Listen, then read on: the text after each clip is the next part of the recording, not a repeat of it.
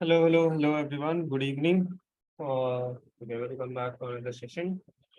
Okay, sorry for first of all taking your Sunday evening. Right, I plan to take it on morning. Actually, I generally take it in morning so that you have the day free. But today I had some work to travel, so I couldn't take it in the morning. I hope you all were not busy. Uh, no, today is not holiday. It's a contest discussion. So like students generally watch the recordings or get the solutions. So yeah, so that's why we seen sometimes have lessons in for this. So first of all, how was the contest? How many questions did you solve? Right, I just saw the questions. I'm not even read through it. So look, doesn't look difficult. So one was array 2.5. Okay, that's great. What about others? How many questions did you all solve? Three. Well, three is very good. Three all. Three. Okay. So we'll discuss quickly these questions and we'll get time. So we'll discuss the questions. So you all had doubts from gym section that we were wanting to discuss, right? And we did not get time. So today we have less attendance. So if you have any doubts from the gym questions or any questions in assignment that you have already discussed and you want that we should rediscuss it, or if you have something that you have written some logic and you want us to check whether it's working fine or not, we can use the time for that. Okay. Sounds fair? Question maximum occurrence, so there should be TLE. ठीक है, we'll check Jody. What's why there is TLE, right? ठीक है, I'll discuss the assignment questions as well. I'll discuss any doubts that you have specifically from Jim or any logic that you have written and you have doubts in that. So all those things we'll discuss. Okay, let's quickly complete first. I'll not take an hour, more than an hour. I'm not planning to take more than an hour to complete this. Right, once we complete this, then we'll discuss them. Missed time probably in the contest. Acha, how many of you are facing issues on mentioning time for contests? So you have 2 hours for 3 questions, I guess, right? 2 or 1.5 hours for 3 questions. Anyone? 90 minutes, yeah. 90 minutes is fine, right? Time is more than enough, yeah. Okay. See, the time that you're giving is getting is right now is more than enough given the difficulty level of questions. Okay. So I'd say keep practice more and practice more on the time bound manner. Okay. But yeah, silly mistakes, yeah, those things happen. But you need to like this is what we are trying to prepare you for, right? So see, remember JE questions when you used to appear JE, right? I guess most of you are from engineering or whatever competitive exam you would have appeared, right? So there used to be 200 or 180 odd questions, right? 180 questions, and you had been given a given time frame within which you have to attempt. Most of the time, none of us were able to like actually get to all those 90 questions, right? Rarely anyone touched those 90 questions, but we every time kept on practicing, and like every time after practicing, at the end of the final, when we are appearing for the final exam, we were able to appear the most number of questions, right? So that is our intention, right? We'll keep on giving you this practice contest, and you should actually take them seriously, right? There is no marking. We just require you to attempt one of these, and you are only required to attempt the module test. But going forward, we are trying to make this compulsory, right? But until it is, right? So you try to attempt them compulsorily, right? Try to so that this is like just a practice which should come from you, and you should keep on doing this again and again, and ultimately at some point you'll realize that you are able to solve 3 questions within that time, right? So that time thing will gradually improve. You'll have like ample amount of contest, like around and when you go like on the final module, there is contest every second day, third day organized for you, so that you can keep on preparing and you can keep on practicing. Right. So those things are also there to help you out. Right. So don't worry on that part. Time management that will improve. Okay. So let's start with this question. This is a matrix multiplication question again. Matrix multiplication. Chalo, let's see. So how many of you know matrix multiplication? Anyone knows about matrix multiplication? No? Any idea? So there was, I guess, a question earlier in the assignment, but right now, I guess they have removed it and they have moved it to contest. So see, there are two matrices that are given to you, right? So what does matrix multiplication mean? So let's say the 2D arrays are representing a matrix. Okay. So basically, if the matrix is n cross m, let's say first matrix is 3 cross 4 and the second matrix is 4 cross 3. something like that. You are allowed to multiply, right? So the number of columns in the first matrix should be equal to the number of rows in the second matrix. Now, why is this condition required for them to be multiplicable? Or why this should be true? Okay, let's check. So how do we multiply matrix? So this is the matrix. So we basically multiply the first row with the first column, right? So we'll multiply 2 into 5 plus 3 into 1 plus 4 into 3. Okay. So this is the result. This is the result of the first cell of the matrix multiplication. This is the value of the first. Whatever addition you'll get, whatever result you'll get. Yeah. Sir. Yeah. Sir, 2, 3, 4 is not the first row, sir. 2, 4, 1 से start होगा, sir. अच्छा, sorry. Okay. Okay, this is the sizes. Okay. Okay. Sorry, my bad. Yeah. Okay. So this one, I guess, this is 2 cross 3 and this is 3 cross 4. Yeah. So this is the sizes, right? Okay. So this will be 2 into 5 plus 4 into 1 plus 1 into 3, right? Okay. So the first row of this is multiplied with the first column. So first cell value is multiplied first cell, second with second, third with third. And this result you get is the first value of the result of resultant matrix. Right? So you get like this is 10 plus 4 plus 3, which is 17. So that is the result of the first matrix. Okay. Now, now what's next? The second value is nothing but the multiplication of first row with second column. Okay. So it is 2 into 2 plus 4 into 1 plus 1 into 3. Right. So it is 4 plus 4 plus 3, 8, 9, and 11. Right. So that is 11, second value. Okay. So this is how we can keep on multiplying first row with second column, first row with third column, first row with fourth column. We'll get 4 value. Right. Now, what is the size of the resultant matrix going to be? So there are 2 things that you need to check. So the first column and the first row, these 2 things should be equal in order for the matrix to be multiplied, right? So the number of columns in the first matrix should be equal to the number of rows because of this, right? You're multiplying the first row with first column. So the number of values in the rows should be equal to the number of values in the columns. Okay. So how will you check how many values are there in each row? So in each row has 3 values. Okay. How many values are there in each column? Each column has the number of rows values, right? 3 values, right? Check. So the how many values are there in the first row of matrix? The number of columns it has. How many values are there in the first column of second matrix? The number of rows it has, right? This thing we have earlier also used. The number of values there in each row is equal to the number of columns. The number of values there in each column is equal to the number of rows. So because of this, we have to ensure that the 2 matrices has the first matrix number of columns is equal to second matrix number of rows. Now, what is the size of result matrix going to be? So this is going to give you the size of result matrix. So the result matrix is going to be of 2 cross 4, 2 rows, 4 columns. Okay. The number of rows that's there in the first matrix and the number of columns that there in the second matrix. See, because you're going to multiply first row with first column, first row with second column, first row with third column, first row with fourth column. So these are the 4 values that you're going to get in row 1. Okay. So the number of columns is equal to the number of columns there in second matrix. Okay. The number of columns you have, that's the number of columns.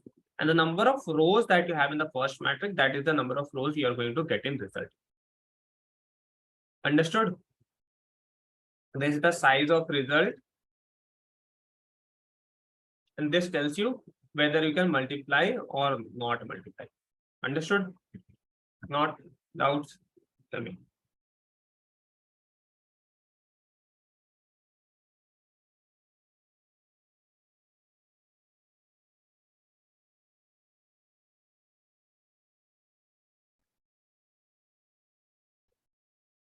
Okay, no doubts.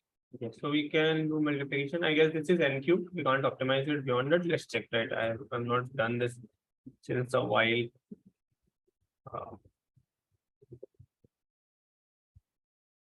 So let's say we are given 2 matrix. Okay, that is for input. We don't have those sizes. 2 matrix of 3 cross 4.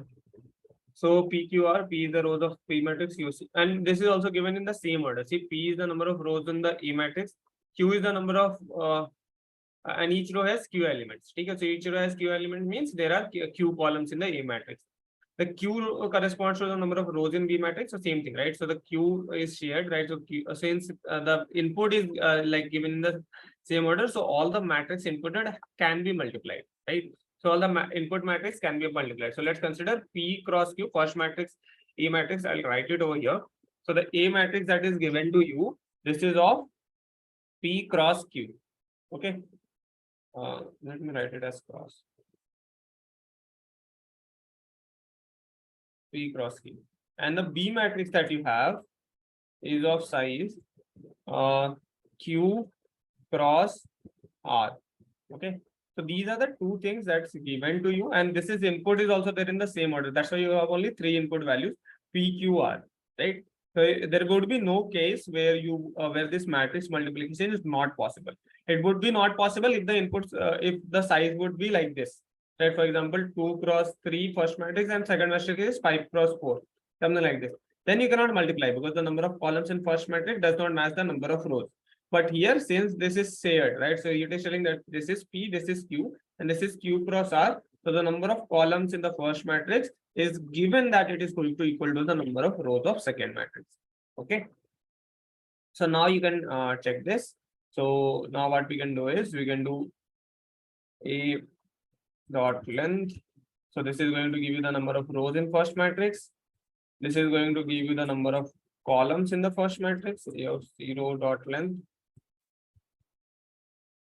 And whatever column it has, the same column is there, same rows is there in the second matrix. In the second matrix, we just need to find out the number of columns. So for that, we can do B dot 0. Okay. Or here, instead of this, if you do B dot length, that is also fine. Instead of this, if you do B dot length, that is also going to give you the same result. Okay. So now, since that we got PQR, what we need to do is we need to traverse through each rows, right? So we need to traverse, we need to get the result matrix, right? What is the resultant matrix going to look like? The resultant matrix is going to look like P cross R, right? So at the size of resultant matrix, P cross R. So let's create a matrix of P cross R. Result gets equals to new int. It's going to P cross R. Then now we can start from I equals to 0, I less than P, I plus plus. For and J is equals to J equals to 0, J is less than R, J plus plus. Okay. Okay. See. So now since we have got over here, what we can do is we can fill each cell's value with P cross with like some index value, right? So basically result of IJ, what is this going to be? This is going to be the product of this row, ith row in the first matrix and the jth column in the second matrix, right? So basically ith row in the first matrix, you have to multiply it with the jth column of this matrix. Now this, okay. Yeah. Okay. So let me write it over here. Ith row of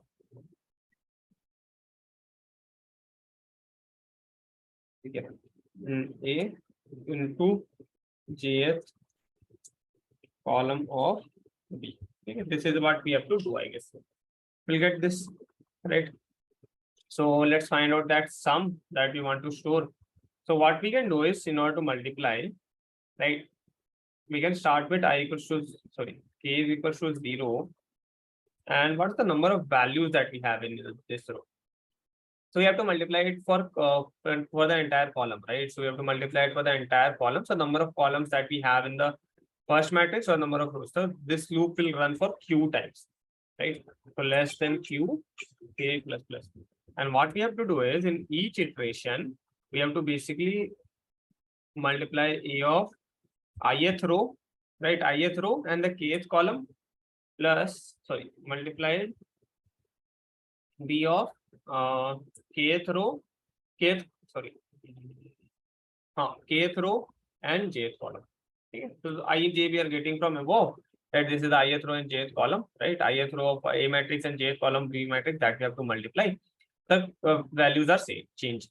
Acha, how many of you got this by this statement? How many of you have doubts what this is doing exactly? And at the end, we just need to put this over here. Your result of IJ is equals to sum. Finally, once done this, you can return the result.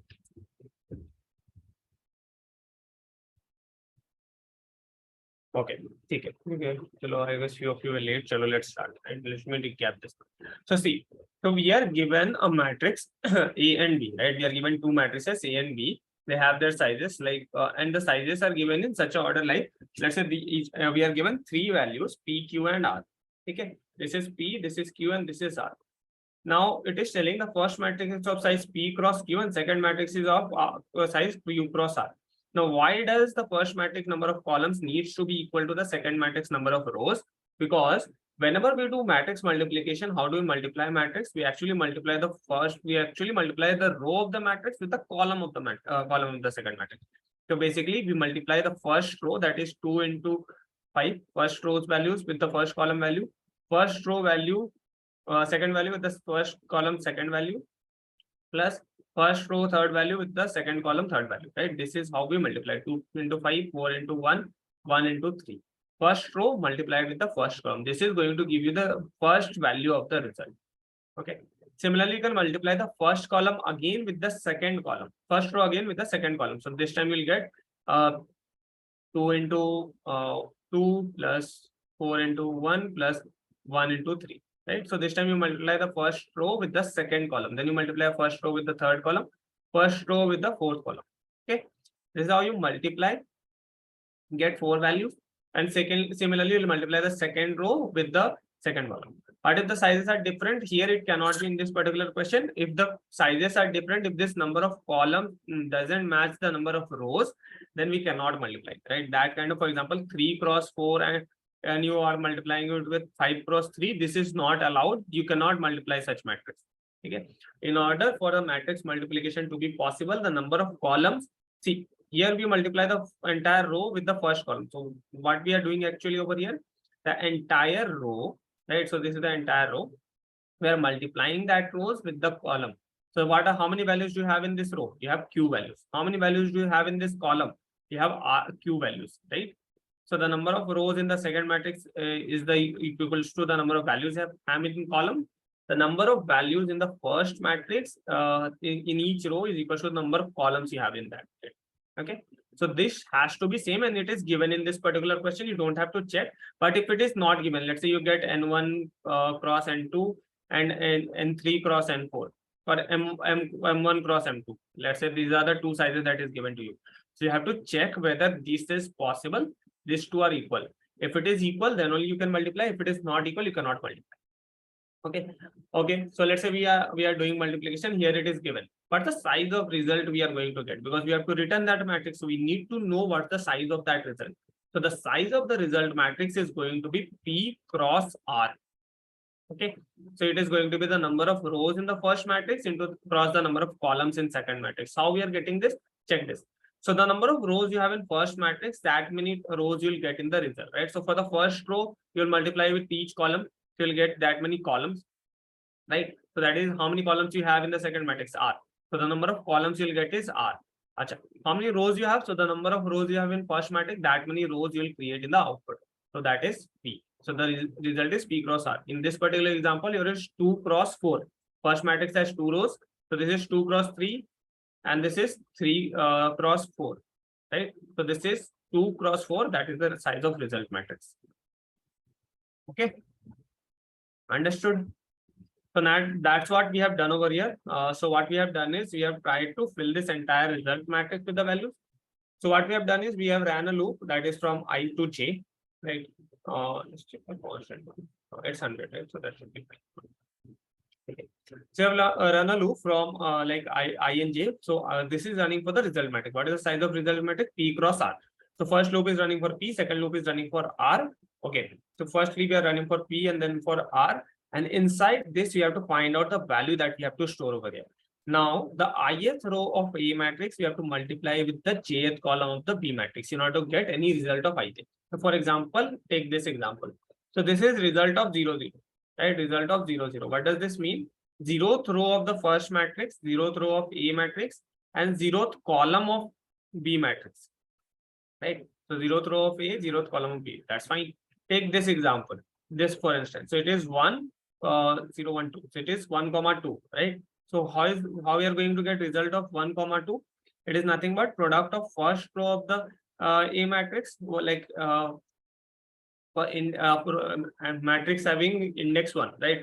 Row having index 1 with the column having index 2, right? So the row having index 1 is this row, and the column having index 2 is 0, 1, 2, this column. So this is the product of these two values, right? So this is coming from the second row and this third column. Okay. Now here, see what we are doing is, now we got, okay. Now how many times we have to run this loop? So this loop is going to run like as many times we have to find out the product. So how many times we have to find out the product in each? So you have to find out Q products, right? The number of so this is P cross Q, this is Q cross R. So you have to multiply Q values, right? We will be multiplying Q values. So Q values is 3 over here. So we'll be multiplying 3 values. So that's why this row is running for Q time. So every iteration I am multiplying ith row of this with the jth column of this. So the first value I'm multiplying 0, 0. Then I'm multiplying 1, 1, and then I'm multiplying 2, 2. Understood? So 0, 0. So this would be 0, 0. Then it will change to 1, 1, and then it will change to 2, 2. Okay. And I'm multiplying with the 0th row. So this remains 0, and I'm multiplying with any jth column. Let's say I'm multiplying it with the column with index 3. So this will be 3, 3, 3. This would look something like this. Okay. So basically, we are multiplying all the, we find out that sum, and then we are storing it in Google. Once we get the result, we are just returning it. Understood? Now, let's check, let's validate whether our logic is giving the correct answer. Copy this, paste it, and output. Okay, we are getting the correct result. Let's try to submit this.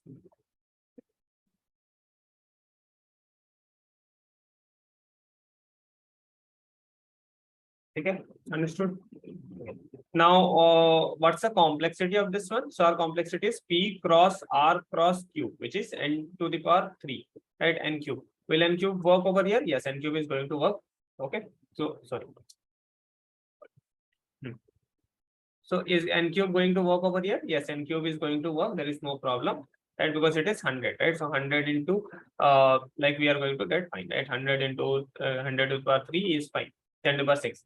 Now, can we optimize it any further? Let's look, right? What do I say? How can you confirm by like confirmation? You can say is there any optimization that you can do? See, we cannot omit these two loops because we have to fill values in each of the cells, right? So we have to just look at the innermost loop first, because that is the place, if there is any automation, that is going to happen over here.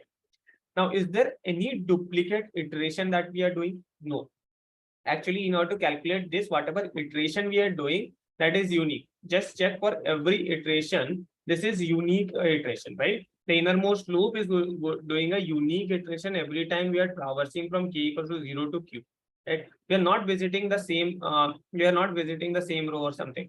We are visiting this and this. We are visiting then this. Sorry, let's say the same row, but the column changes. The same row, but the column is changing. Same row, but the column is changing.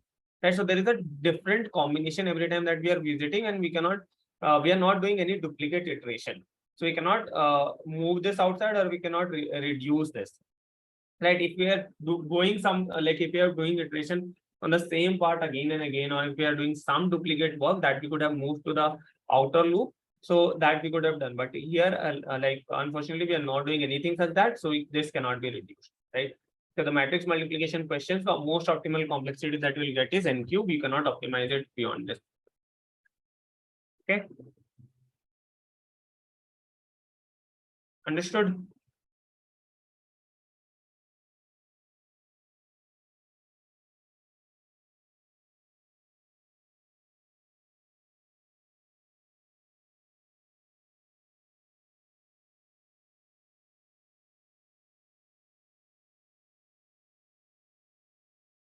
So you have 10 to the power 6, which is fine, right? How 100 is n cube. So n cube is like n largest value is 100, so we'll get 10 to the power 6, right?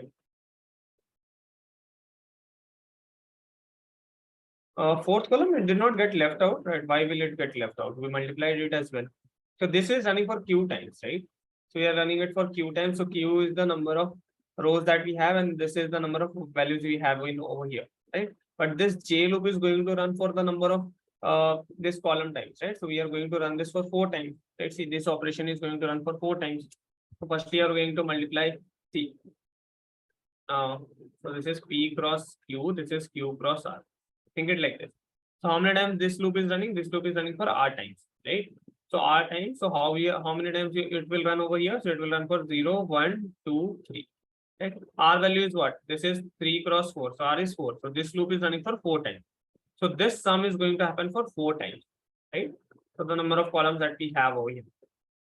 So that many times this multiplication will run.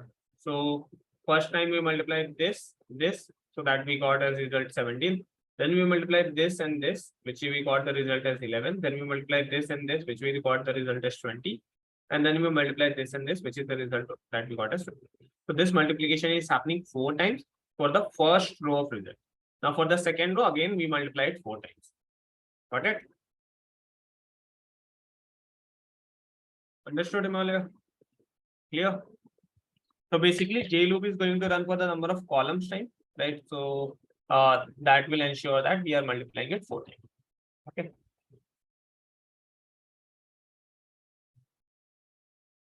This is one such question that if you figure out the logic, you like definitely you always write a clean code. You never mess it up anyway, because like this is automatically clean. You don't have to do anything, right? If you just think through this, you will be able to, okay, I have to see a few hints that I can give. See, on matrix question, if your result is final two-dimensional matrix, like for example, over here, your result is a two-dimensional matrix. So actually what you have to do is you have to run the this loop, where the calculation is happening, where you want to store the result in calculation. This is going to run for n cross m, where n and m are the sizes of your matrix. So here the size of our matrix is P cross R. So this loop is going to run for P cross R time. Okay. Now inside this loop, how your each cell value is going to get assigned, that is the calculation that you have to do. Right. So what is A of ij going to get value from? Where is it going to get value from? Are you going to multiply something from here, adding something from here? Like if it was addition, then it would be A of ij plus B of ij, something like that. Right. In addition, the result of the size of both the matrix should be exactly equal n cross m. Right. Both of them has to be n cross m. We'll just add it. Okay. Voice break. Okay, should be fine. Yes, Himalaya. That's your hands, please.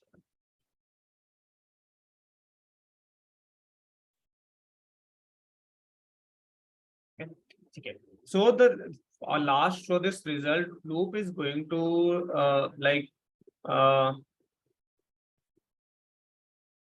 okay.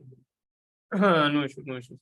See, so like when you so these are the few hints that you can take. So I'll give you few hints how you can solve matrix question. If the result is a matrix, right? Let's say result is matrix. This is the easiest thing, right? This looks very difficult, but the easiest trick that you can follow if your result is a matrix, okay, or of any size, right? Let's consider n cross m. So your logic is whatever is your logic, doesn't matter. If your result is going to have values, you are most likely going to run a loop, right? 90% of the cases, this is going to work. Where you will need to run a loop that is going for I equals to 0, j is equals to 0 to n. Right? This is something which you have to do because you have to fill each place, right? How can you fill each place until visiting it? So you have to visit each place in result of ij and you have to fill it. Okay, that's what we have done over here. Just that this getting this value that we are filling was not straightforward. We have to run a loop to get that value. But there was one observation that we did, that whenever we want to get ij value, it is nothing but we have to multiply the ith row with the jth column. Now this made our life easier because we can fix the ij. Now the only changing value is same in both the matrix. So we just need to run one loop, that is k loop, and we can just change this particular value and we'll get the result. Okay. Understood?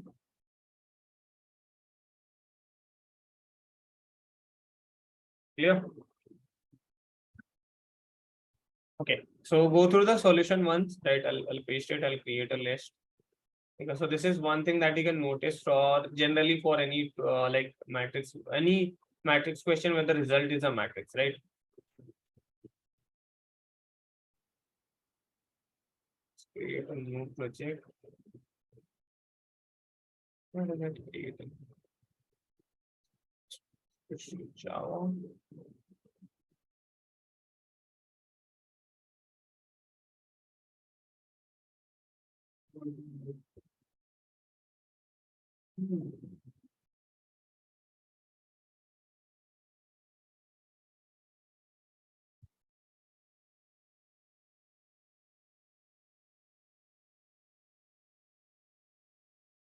So this is your contest 2, right? Contest 2, and we have this for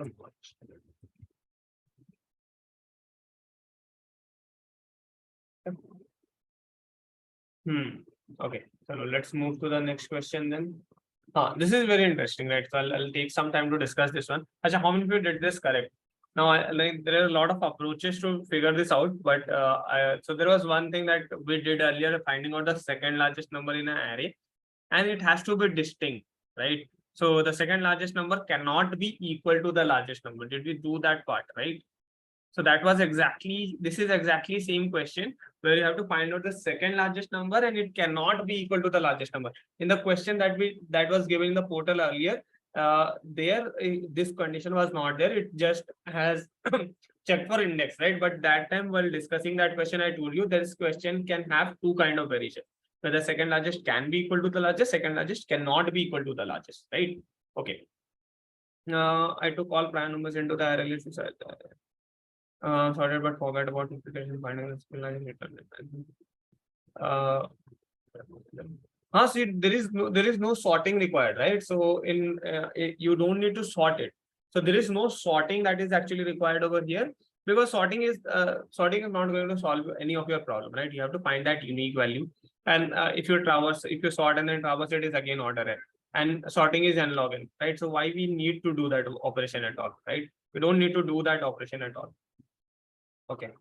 Achha, I also told that we'll discuss SIVO Eratosthenes. Can that be applied over here?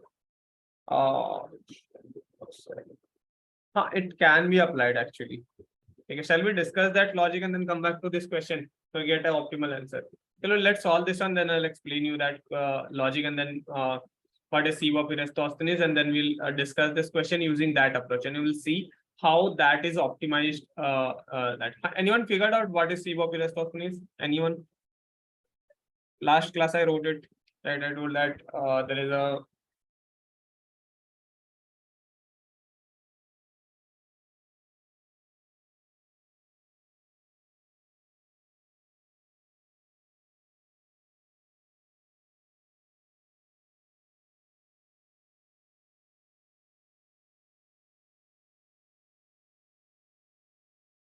chalo.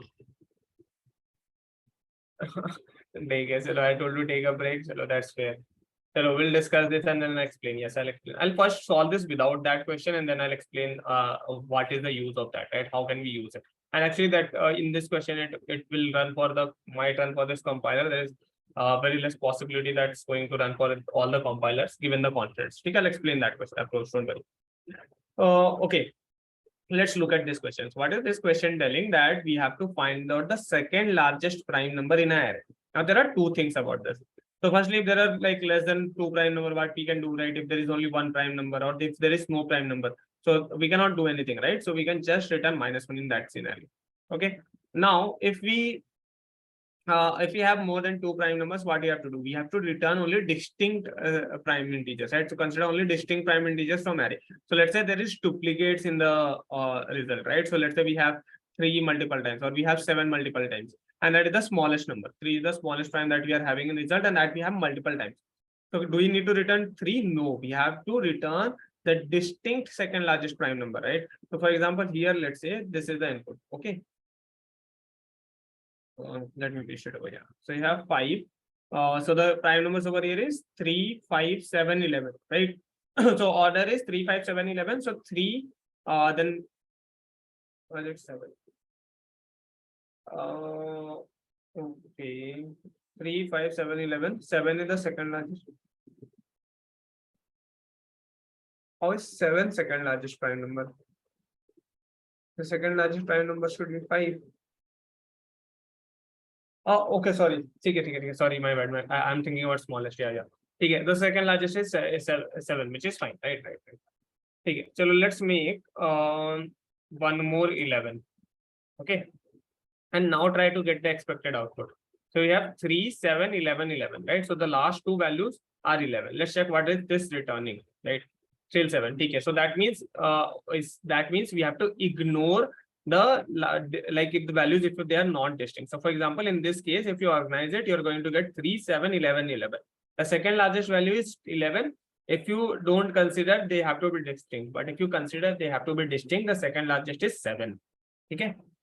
We have done this logic in order n, where we can find out the second largest, which is not equals to the largest number, right? Which it does not match. We also did this when it can match. So I gave you two conditions. So we'll look into that.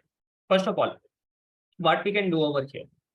So see, first thing is you can find out the largest number. You can check whether it is prime or not, right? Then find out this.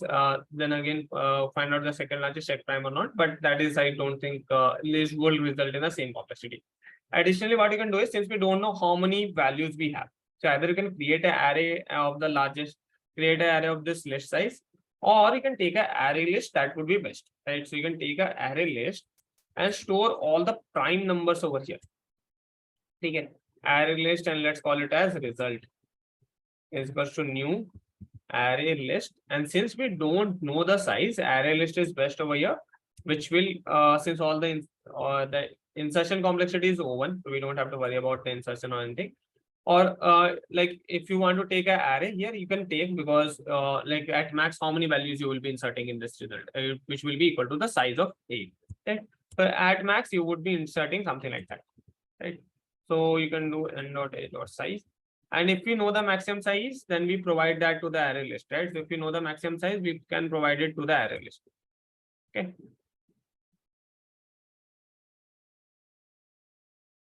Okay, sorry, a dot length. Can we do it without creating an array list or array? Yes, actually we can do it. But that would impact the complexity, I guess. So what we can do is we can find out the largest number in each. So we have to find out first iteration. We'll find, or you can sort it, right? So that you can, without like you can sort it, run from the end. That is n log n sorting, and you can run from the end, and you can find out the first largest, and then you can store that. That would be n log n. So that is n log n. How much complexity we are going to get over here? Check prime. No, that is n log n, and this is going to be starting from end. Checking for whether it's prime or not, it's square root of n. So it is n square root of n. Same complexity, right? Whatever we'll get over here, the same complexity we'll get from there.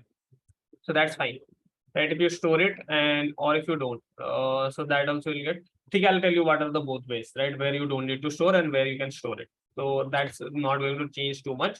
So let me write that. Okay. First, let me write the logic. So what we can do is we can first traverse the entire array. Okay. And our simple point is, see, what we'll do is we'll first traverse to the entire array. We'll check whether a number is prime or not. Okay.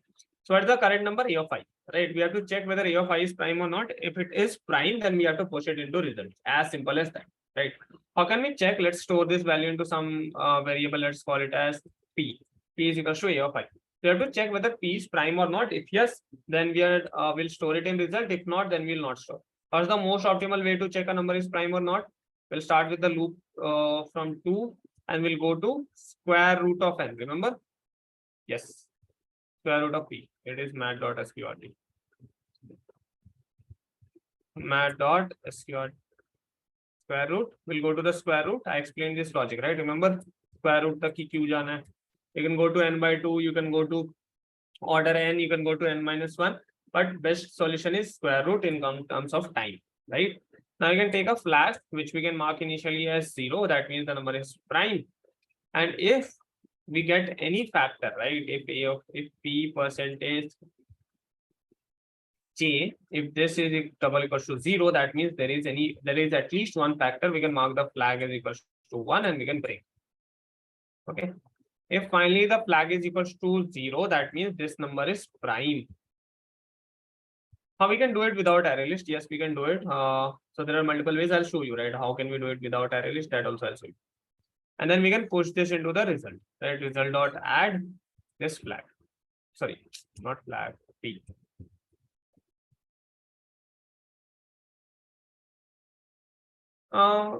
Not P equals to 2, right? P is in any even number will just terminate in the first iteration of loop, right? So just look at this logic. If P is any even number, right? Not just 2. If it is any even number, it would be divisible by the first J, which is 2. So we just terminate by running this loop only once, right? So we are not running this loop unnecessarily.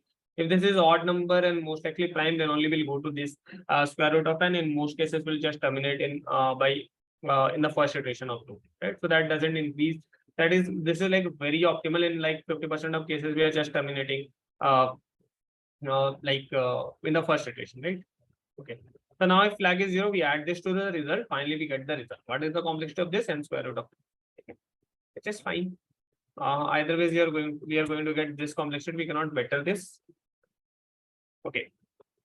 Now see, so now we got this result. What we have to do is we have this result in it can be like it can be in the form of any unorganized values, right? But it is prime, that we know for sure. So what we can do is we can run a loop that is going to run for, let's take it up.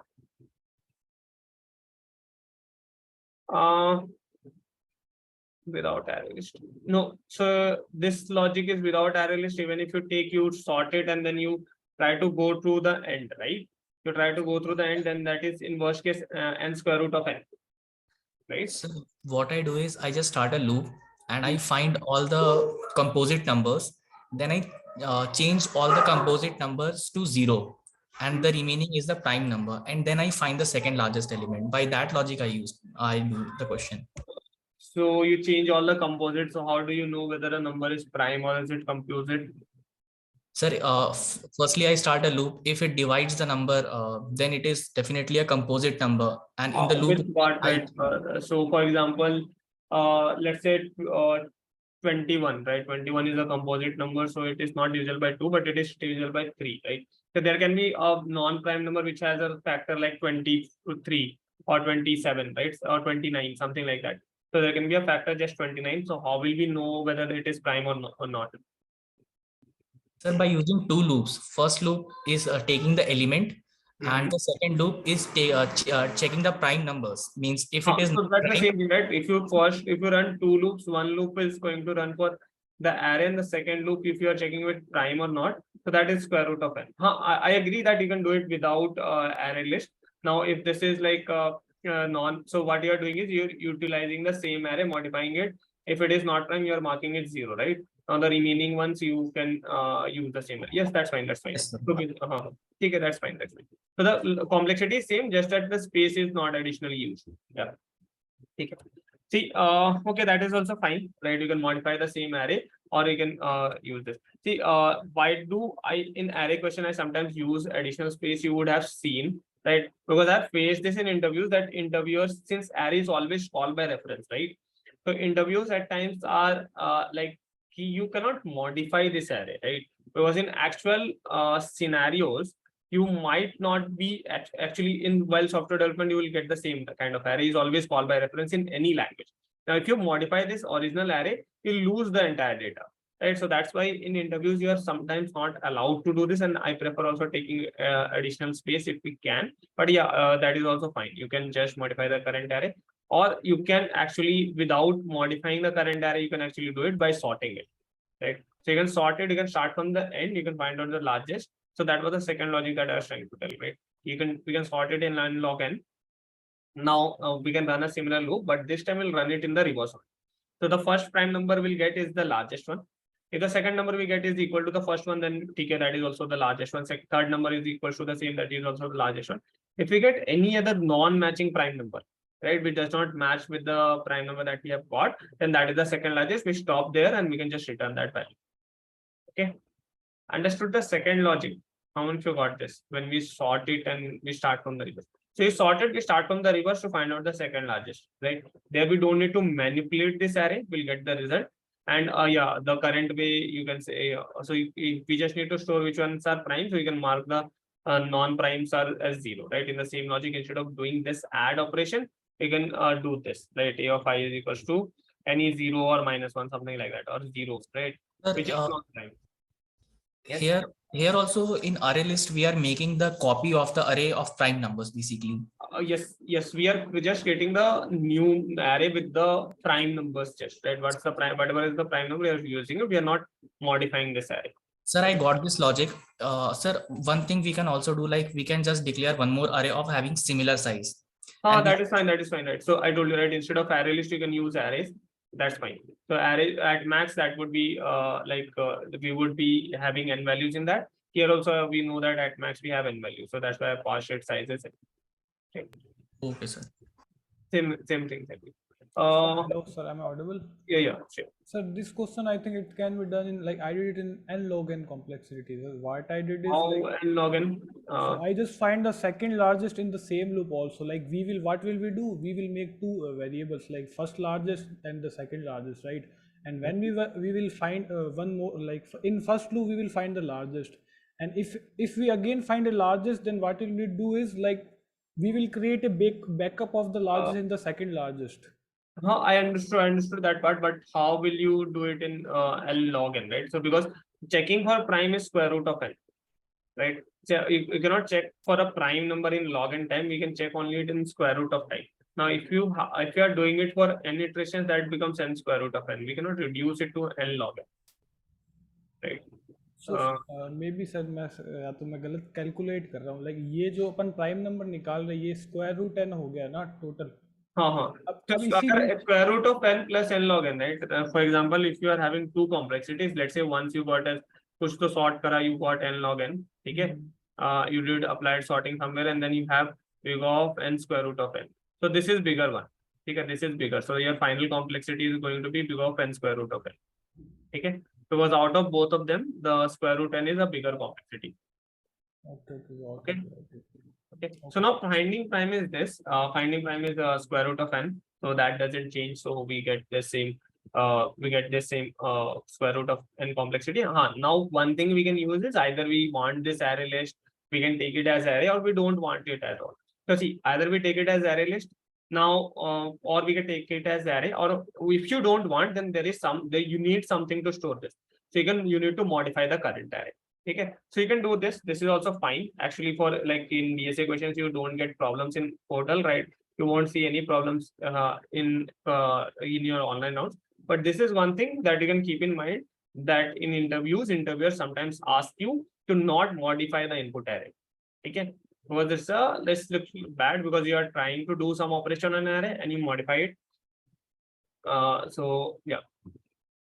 So this is something which you can avoid. Okay. Order and space is not a very big space, right? It's not a very big space. If we are taking an order and space, that's fine, but we should not be modifying this thing. Okay, sure. Now, since we got a list, now we have to find out the second largest, right? So second largest number is like logic is simple, right? So what we can do is we can take integer dot min value.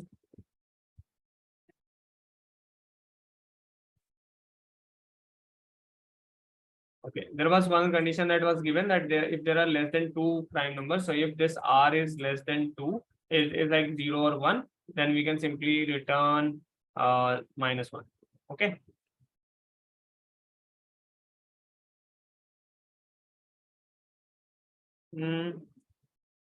So if you just need largest and second largest, let's check. ठीक है, that is also fine. So here if you are getting the largest number, that's a good suggestion actually. We can skip this. ठीक है, thanks. That's a good suggestion. We cannot. अच्छा ठीक है, चलो, let me complete this and I'll tell you how can we skip this array. I got one more thing, right? And now that's interesting. Yeah, we can, yes, I got it. What you were trying to tell. So ठीक है, that logic is fine. You can take two variables to store it. Now, ठीक है, that's fine. So let's do this first, and then I'll tell you how we can skip this array list altogether. Okay. So what we can do is if so you don't need to even write this largest, second largest logic, but okay, since we are doing it in this way, we first write this. So which is -1, and here what we can do is we can check if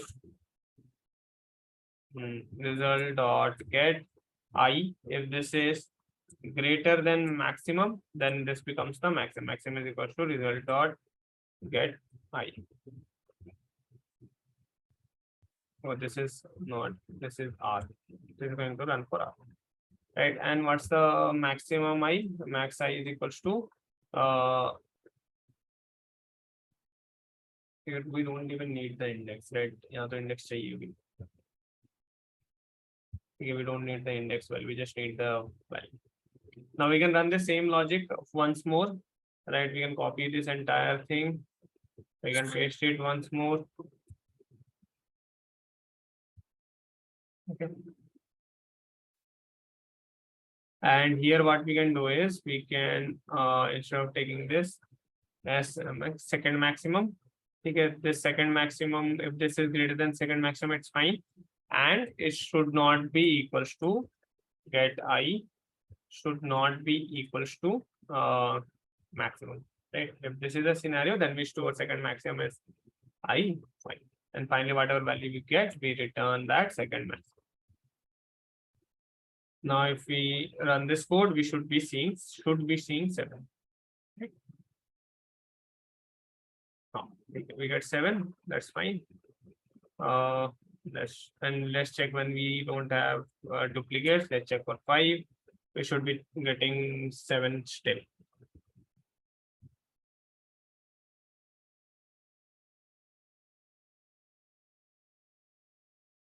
Okay, we get the 7. We get 7. Now, if we submit this,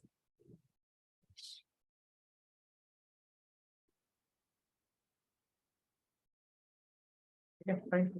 See, so I have put this checked, right? If you don't have this result of 2 sides, then we just return -1, right? So, for example, if these all values are 7, so you are going to get an array of 7, 5 sides, but all the values are same, right? So we just are going to, okay, so we just, this won't satisfy, but we won't get any second largest, right? Second largest is integer dot min value. Okay. Okay. Here is one thing that we have to check, right? So let's check for expected output. So here it should be 7, like -1, right? There is no second largest number. There is only, yeah. So in this case, if we get the second largest, is the same value. So we can just check if this is equals to, this is missing. There is a test case should have been there. Integer dot min value. If this is something which we don't get, then we can return -1. If this is the situation, we return -1. Otherwise, we return second largest. Okay, done.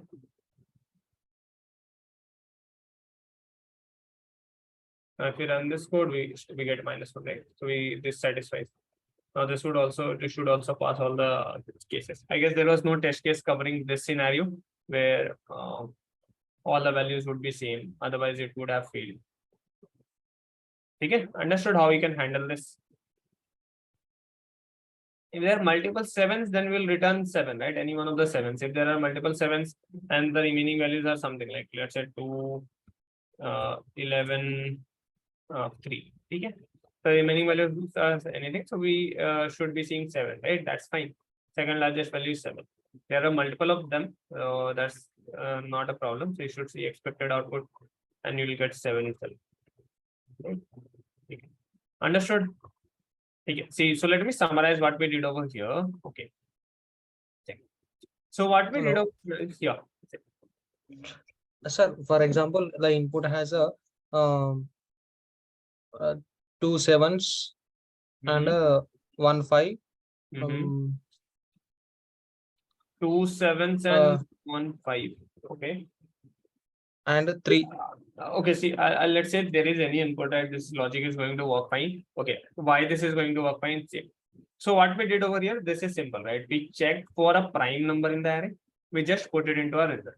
Okay. We did not worry about duplicate. We did not worry about anything. Our result is just a prime number. So let's say you have got a result array, which is just prime numbers. All the prime numbers we pushed. If there are multiple, if all the values are 7, we pushed all the 7s.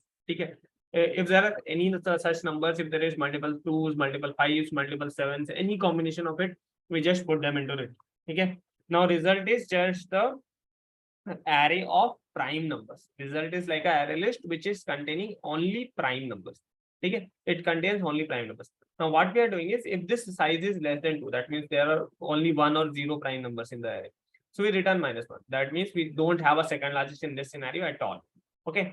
Now, if this is greater than or equals to 2, or if it is more than 2, right? If we have more values, then we have a prime number. Just a second, someone is at 2.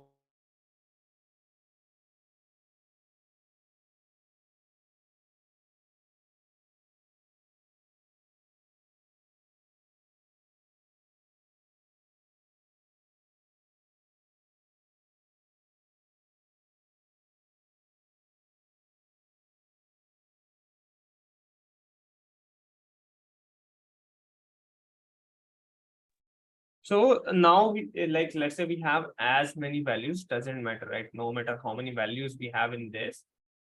Okay. So if we so no matter how many values we have in this, if we so what we are trying to find out is we are trying to find out the second largest in the array. Now the logic for second largest we already know. We find out the largest, order n. Okay. Now once we get the largest, what is, so here it is telling distinct, right? There was two things that I told you. The second largest, there can be two scenarios. Either the second largest cannot be equal to the largest, or second largest can be equal. So what is this situation? It has told us to give the distinct, which means the second largest cannot be equal to largest. It has explicitly told the second largest cannot be equal to the largest number, largest prime number. So what we can do is, so we are just checking the second largest is not equal to the largest. Okay. If it is true, then we store it in the second. Other scenarios remain same, right? All the all the thing that we understood for the second largest logic. So we do that, and we just check whether the second largest is not equal to largest. If it is, then we are fine. Okay. Now at the end, let's say we don't get anything that meets this. We had only 7s, we had only 5s, we had only 11s. We did not have a second largest, but the size was, this condition did not satisfy. So we do not return -1. There were 5, 7, or 10 values of which were prime. So we have pushed it into this. So we got the largest one as the same number. Now, when you try to find out the second largest, this condition will never be true, right? Because all the values are equal to the largest number itself, right? There was no such value that was not equal to largest. So this condition will never satisfy and will remain with the value integer dot mean value in the SMX in this variable. Now, if this variable is equal to that integer dot mean value, that means we did not find any second largest. In that situation, we have to return -1. Otherwise, we can return the SMX. That's fine. Okay, understood?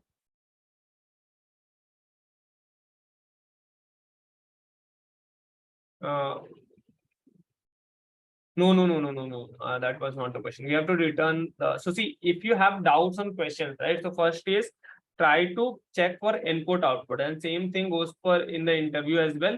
If you have doubts on what's the output should be for this particular input, you can ask for 2-3 examples of inputs, and you can ask for the output, right? I've done this mistakes a lot of time making assumptions in interviews. In this questions, you should not be making assumptions. You should clarify it by using the expected output. That's what that's there for, right? Now there are other approaches as well, so I'll discuss a few of them. So let's discuss alternate approaches for this question, and one of them is very good actually, where you don't need to use array list at all. That is something which will be the ideal one.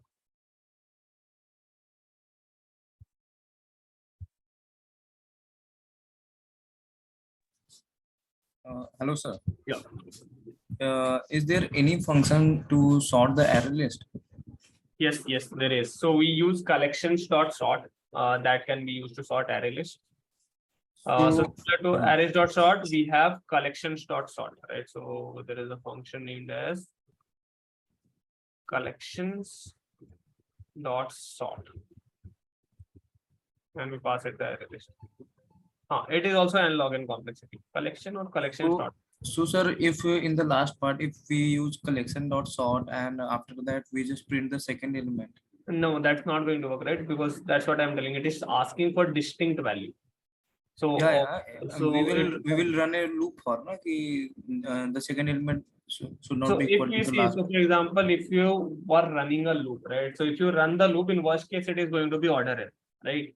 Now sorting is now if you run the loop, worst case order n, so then that is a overhead, right? So why are we sorting that? There is no point of sorting if you are running the loop, right? If you are not required to run the loop, if it has out just give the second largest, it can be equal.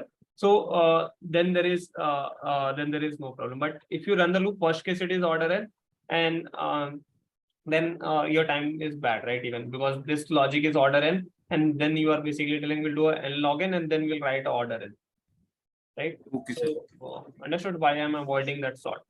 Okay. Because sorting is not going to give us the second largest in this case. The worst case logic after having that sorting as well is also order n. So why not to run a 2 order n loops that will for sure give us the second largest. Okay. Okay.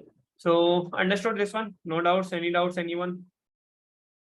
So we have done these two things. We have done for finding out the primes in a array, and we have done this logic of finding out the second largest, right? You just have to put these two things together. Hence, even if you don't take array list, you could have taken array of n size. That is also fine. You just need to maintain one index for the list. Output of 2677, it's going to be 2, right? So the last two values are 2.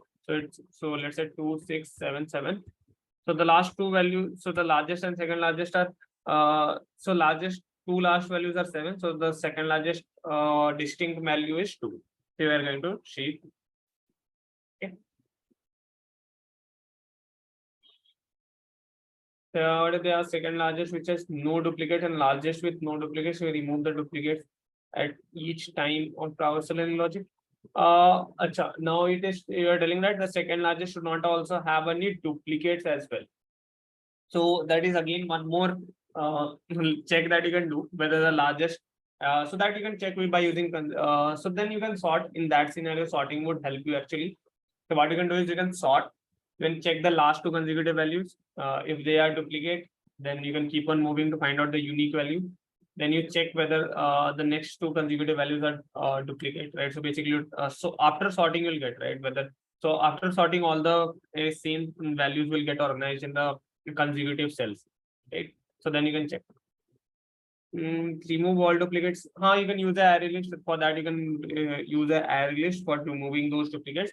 So if you see unique value, push it into array list. If you don't see, don't push it.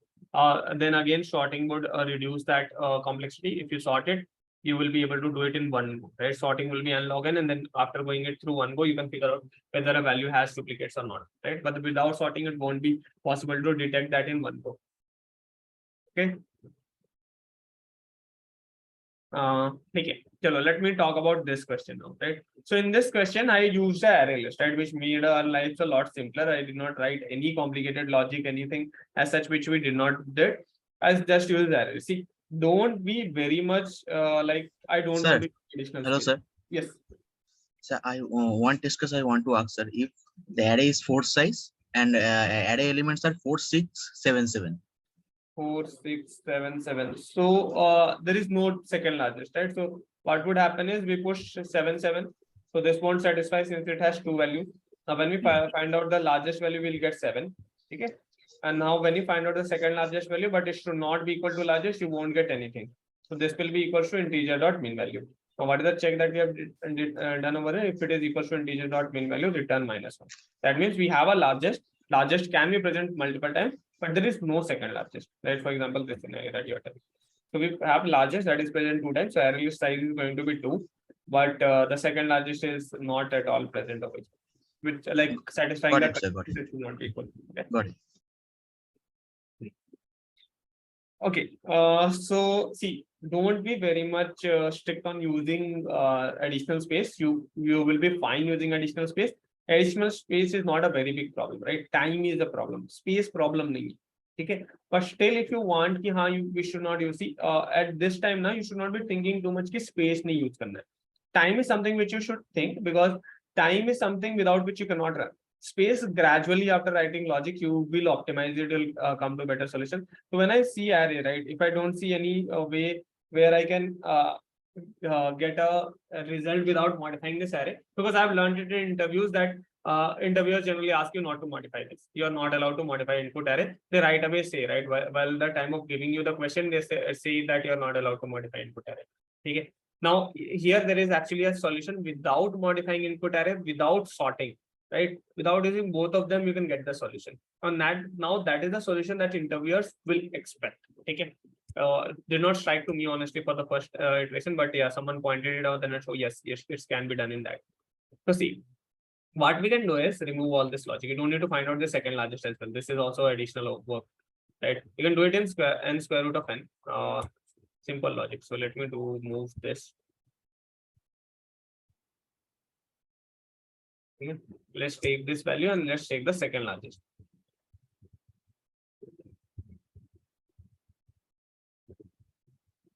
Okay. We take two values. There might be few edge cases to handle, but we'll check that.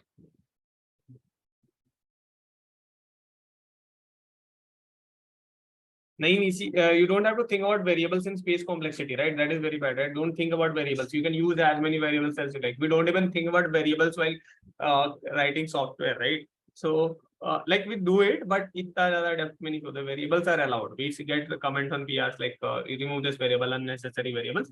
But variables to sochna bhi nahi hai abhi ke liye, right? Variables is like very long. That variable you don't have to. Array is something. Those things you can think. Right? If you're thinking, that's fine, but variables there is why you're thinking for it. See. So now till here everything is fine. We get the flag 0, that means this is a prime. Okay. So now what will we check? So if the maximum, so if let's say the current prime that we got is greater than maximum, right? So this is our new maximum. Maximum is equal to P. Okay. If it is not greater than maximum, okay. So what we'll check? If the current prime number is greater than the second maximum and this prime number is not equals to the maximum, okay. If this is greater than second maximum, this is not equals to the maximum, okay, and less than wala to automatically will satisfy. If it is not equals to, then it should be less.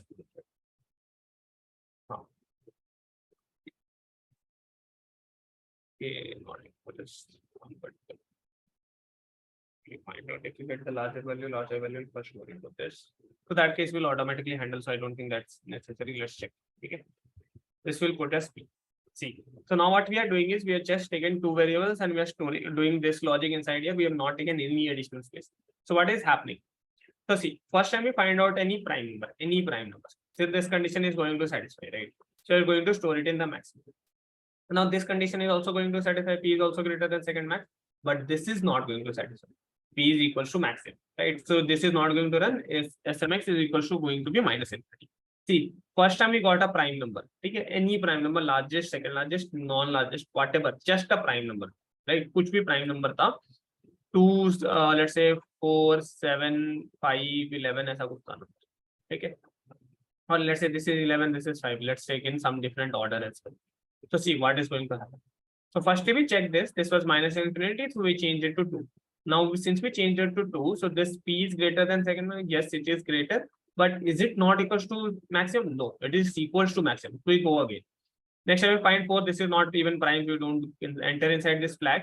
But when we get 7, so he checks, is this greater? Yes, it is greater. Now, is this greater than second? Can this be second largest? No, this cannot be second largest. Now there is one case over here. What if P is in the last, right? यहाँ पे एक case फंस रहा है. What if P is at the last of this? Okay. ठीक है. I told that there will be edge cases in here. यहाँ पे second largest. Think it like this.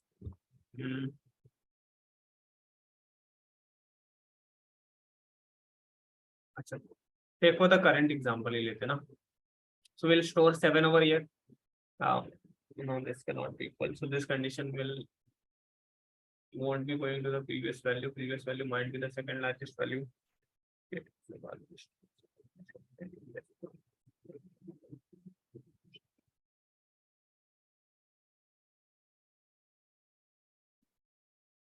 Okay, let's do one thing. Let's check for this. Let's write it in this way.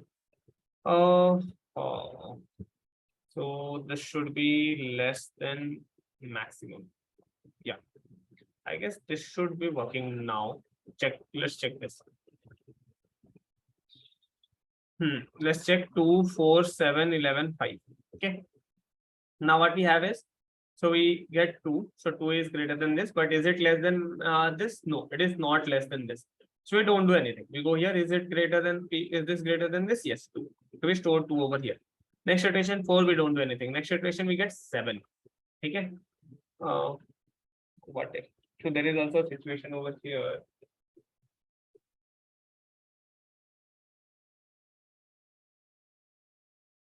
अच्छा, ठीक है. I guess ऐसा कुछ कर सकते हैं. ठीक है, I got this.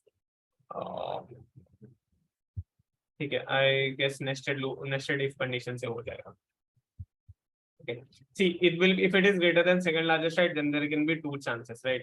If it is, if this value is P is greater than maximum, then it would be the maximum value, right? If it is greater than maximum, then it would be the maximum value.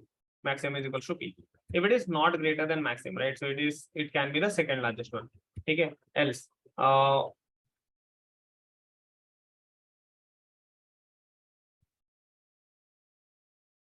second largest is equals to P. There is only one situation. What if they are equal? Right? That would be something difficult to figure out. Let's check. Okay. Let's do it. One iteration is greater than maximum, we get the largest value.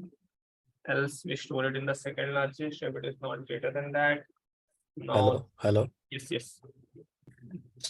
Sir, I have tried to solve this question using the same approach. I have shared you the link. Can you please check it once? The code, sir. You can simply copy and paste it in online GDB, sir. I just want to check this logic, right? I'm seeing edge cases that's there. There is a way to do it. It's just that it's not edgy, right? So let's think. So the maximum should be, this should be greater than maximum, then it goes to the maximum, I guess. Like, I'm just thinking of the case where we would get, so like we would get the second largest first. So we store it in the largest, till now that is the largest. Now, once we change the, so okay, once we change the largest, we can do this, right? Once we change the largest, we can store the current number as the second largest. Second largest is equals to P. Right? If this is greater than second largest is equal to the largest number. Second largest is equal to the largest number.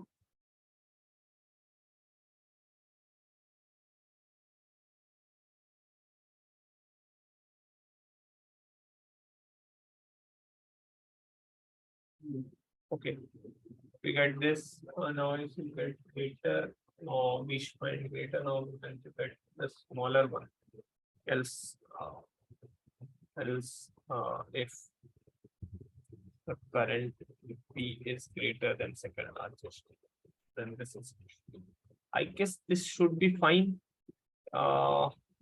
We don't need to even write this logic. If this is greater than P, if this is greater than the largest one, we store this as the largest, we store the current largest as the second largest, current largest automatically becomes the second largest. Else if it is greater than the second largest, it's not greater than largest, but it is greater than, we got this. Let's check. So in this situation, we should be seeing second largest is -1, so we should be seeing -1. I guess it should be working fine. Or did I make some mistake over here thinking? Is there any case? I think it should be fine. Oh, we see 7. No, that's the problem. And we should.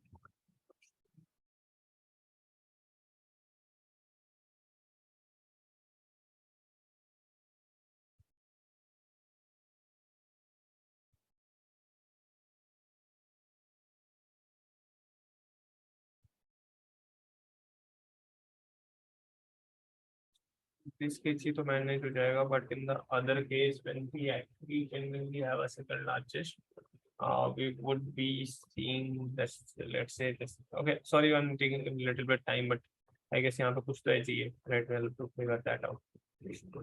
On this case also we're getting this.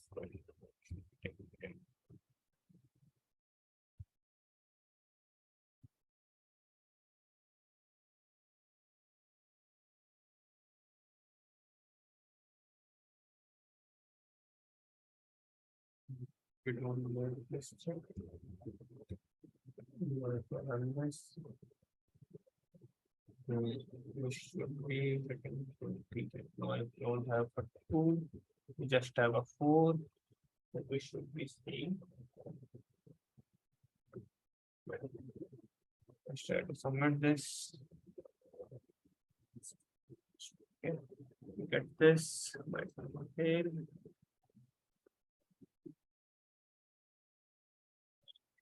Chalo, pass. Finally, we figured it out. Okay.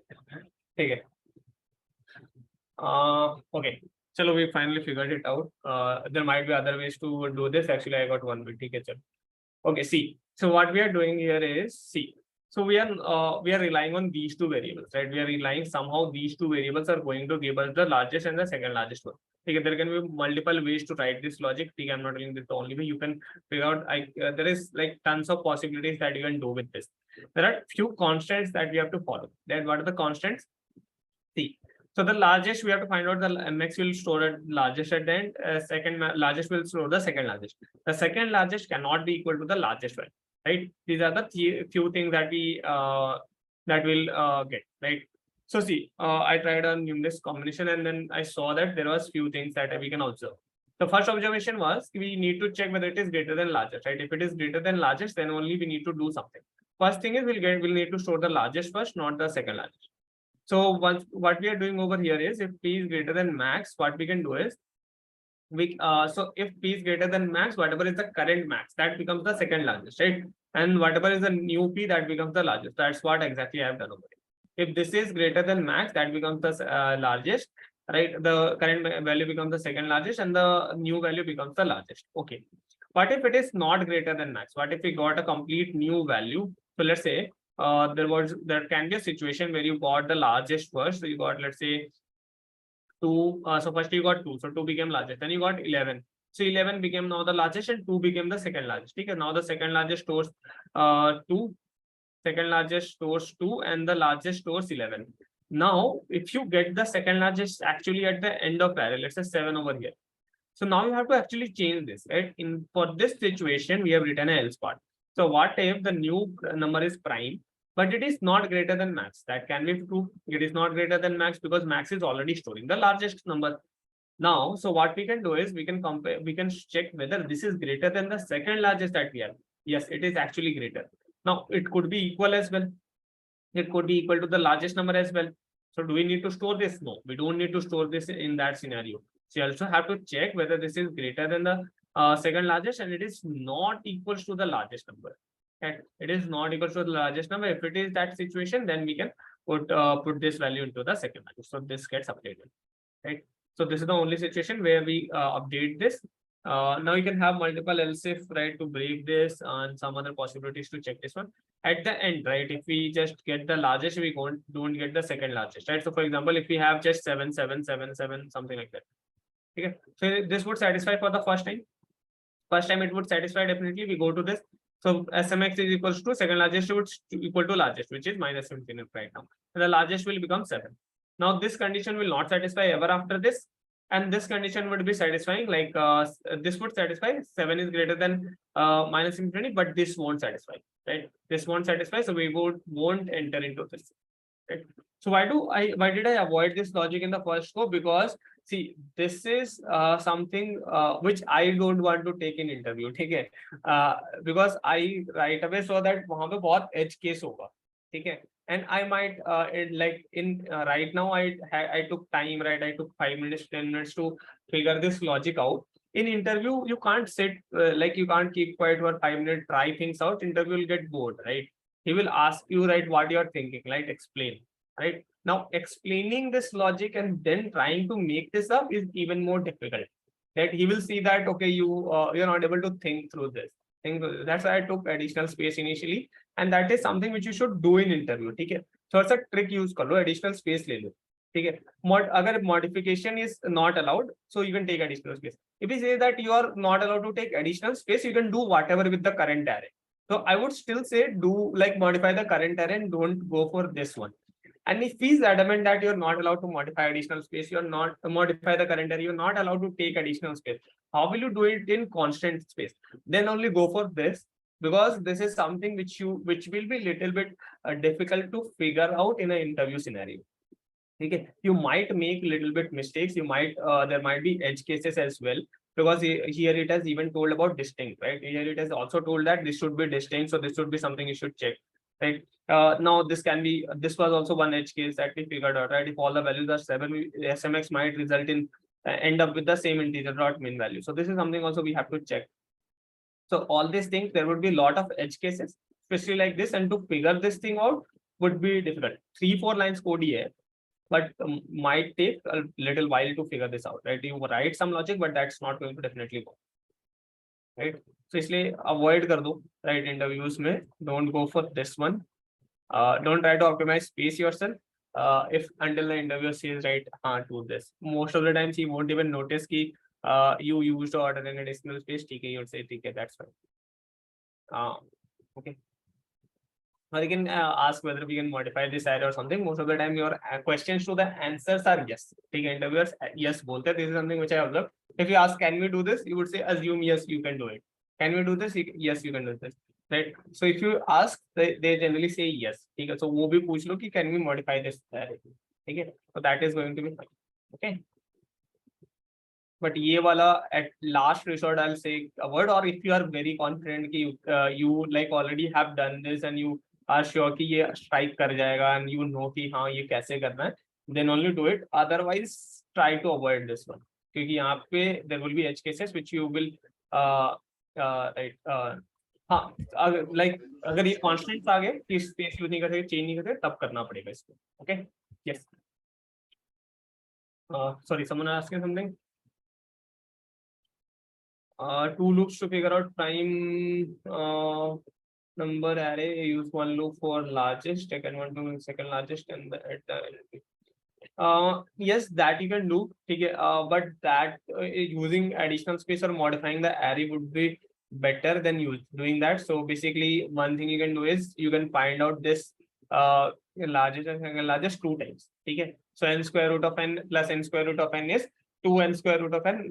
That is like in bigger terms it is n square root of n. But there is one problem in like online round में तो कोई problem नहीं है DSA में, right? But when you do this in interview will be like why you are writing the same logic again, right? The second problem is different. You are asked to find out a distinct prime number, but you are running the same logic again to find out that can you run this logic once and you can get the second largest prime number. So that is something which you will definitely get. Okay.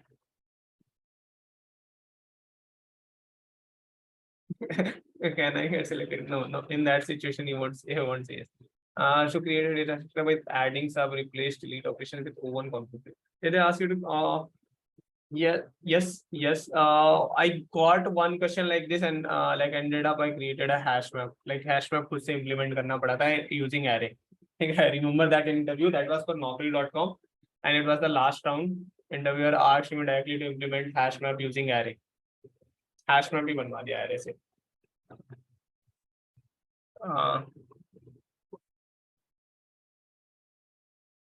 I'll share my questions, right? I'll share along the way, right? As we keep on seeing things. So whatever I have faced, right? I'll give you insight, not for just for your DSA round, but for interviews, right? How can this question be very dangerous in interviews if you get a scenario like this? See, in interview ना इसको figure out करने में 10 minutes waste होगा.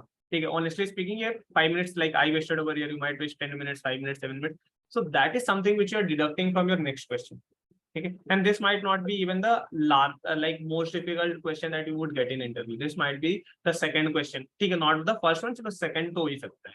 Okay, might be the second one. So I would say कि it can even be the first question, right? So sometimes it can even be the first question in that stressful environment. This logic to figure out is difficult. To avoid this, okay, avoid करो. Try to play smart in interviews.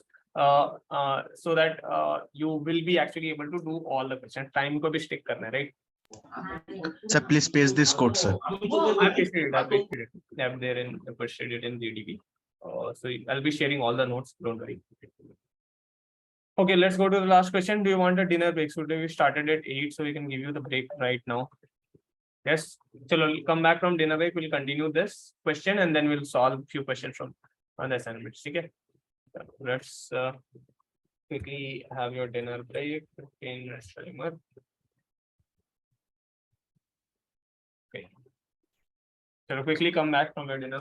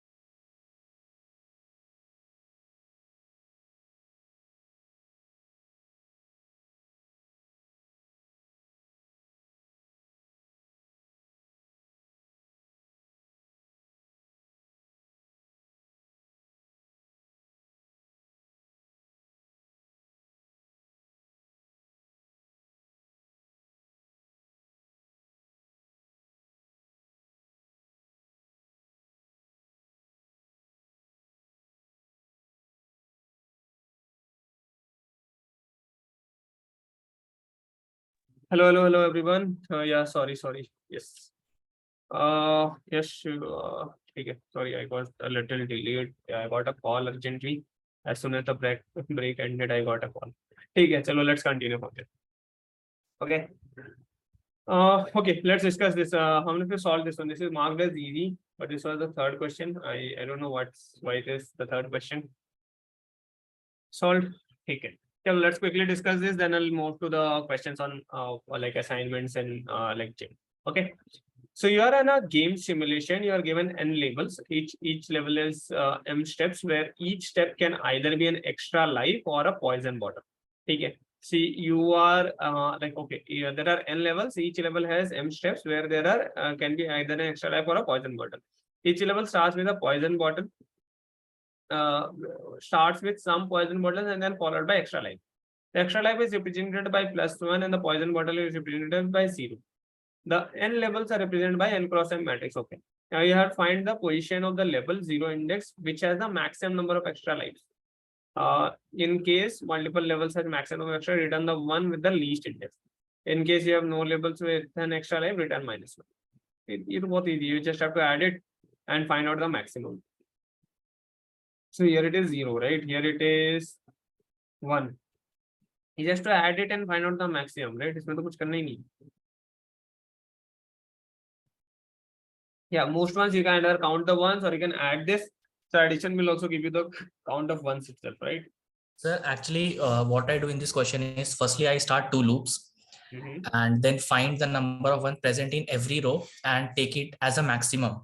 And after that, I start again take 2 loops outer and then I compare max to the number of one present and then I return that. Is this approach is correct? You don't need to do it 2 times. You can just do it 1 time, right? Because once you got the max, that's done, right? You have to return the index, right? Yes, sir. For index only, I take the second means another 2 loops. Okay, I got it. Why you are taking the second loop? Okay, let me tell you how you can do it. So let's say the maximum is 0, right? Here you don't need to take integer dot min value. You can take it as -1 as well. That's also fine because that's the value that we have to return if there is no such maximum. Okay, so we can take the count is maximum index is equal to 0. Okay. We can run a second loop that is going to run for each row. So for ith row, we'll run this loop. J equals to 0, j less than m, j plus plus. Now what we can do over here is we can count, right? So int count, or you can take sum, right? So whatever you do, both of them are going to give you the same result. Sum equals to 0. Sum is equals to sum plus a of ij. Either you can take the sum equals to sum plus a of ij, or you can take it as count if you can put that if condition, right? If this is equals to 1, count plus equals to 1, otherwise it's no, right? Finally, if sum is greater than 0, if the count is greater than 0, that means in that scenario you can check greater than 0 and it is greater than max as well. So this is our result. Max is equals to sum and maximum index is equals to 1. Done. So this was the just thing that you need to do, right? Just to find out that index. You don't need to run it again to check whether that is equals to max or not. You can just run it for it, like you just can store this so that you don't need to do this 2 times, right? So and finally you can return max. Okay. Acha. Max size, this would be -1.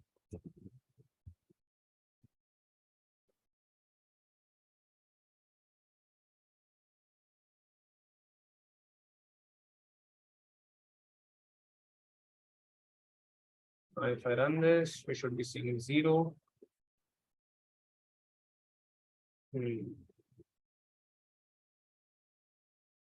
See, so finding maximum, finding any like thing on any place where, and you also want to find out the index, you can just take another variable. Wherever you update max, update that variable as well. Done. Okay. So I guess I won't say this was difficult, but this was something like I was expecting a similar difficulty of like question for this module, which is fine. Right now, like I have discussed this with again. So this should not be too much difficult. It should not be too easy, so that you don't need to think. So that yeah, least index will automatically get taken care of. So for example, if you get the same maximum value again, this condition is not going to satisfy. Okay, so if you have, like, let's say if your max has already value 3 or 4 and you get the same, let's say you have max as 4, you again get the same value 4, so 4 greater than 4 is not going to satisfy, so we don't update this index. So if it is multiple values, we just return the list. Okay. If it has asked for the last index, not the least one, the largest index, then what you need to change? Just a equal to over here. Done. That would give you the last index. Okay.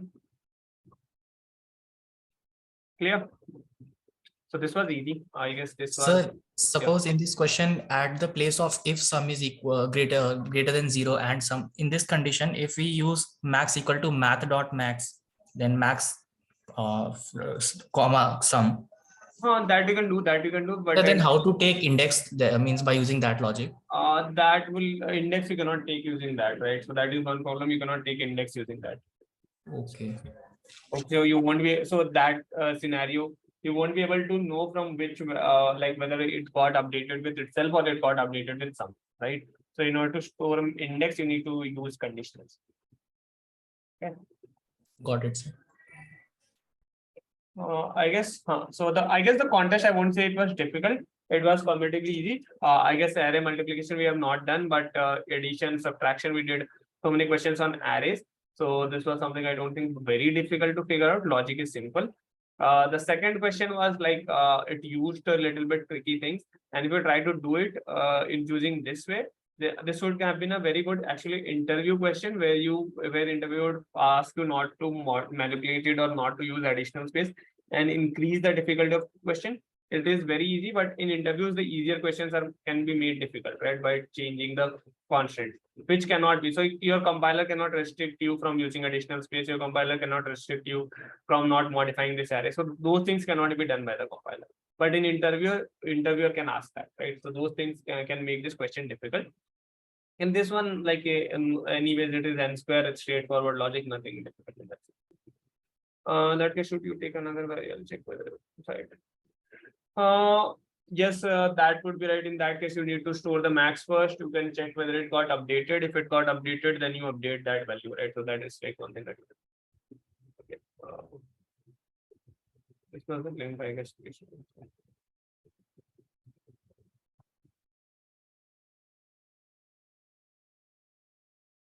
Maximum occurrence. Given an array of length, your task is to print the element which has the maximum occurrence in the array. Your two elements have same maximum occurrence, then print the smaller one. So what's the doubt in this one, Nathan? Yeah, this is the link that you shared. It's getting TLE.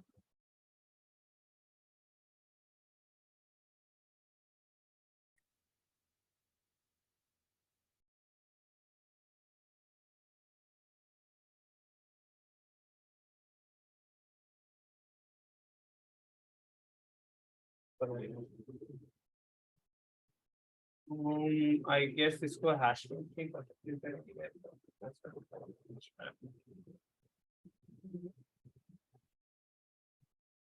n square logic, you know, n square logic will get TLE, but this is like hash map question. Sorting. हाँ, sorting से भी तो हो जाएगा. अच्छा हाँ, sorting से भी तो हो जाएगा. Sorting will be fine, right? And हाँ, sorting से हो जाएगा, right?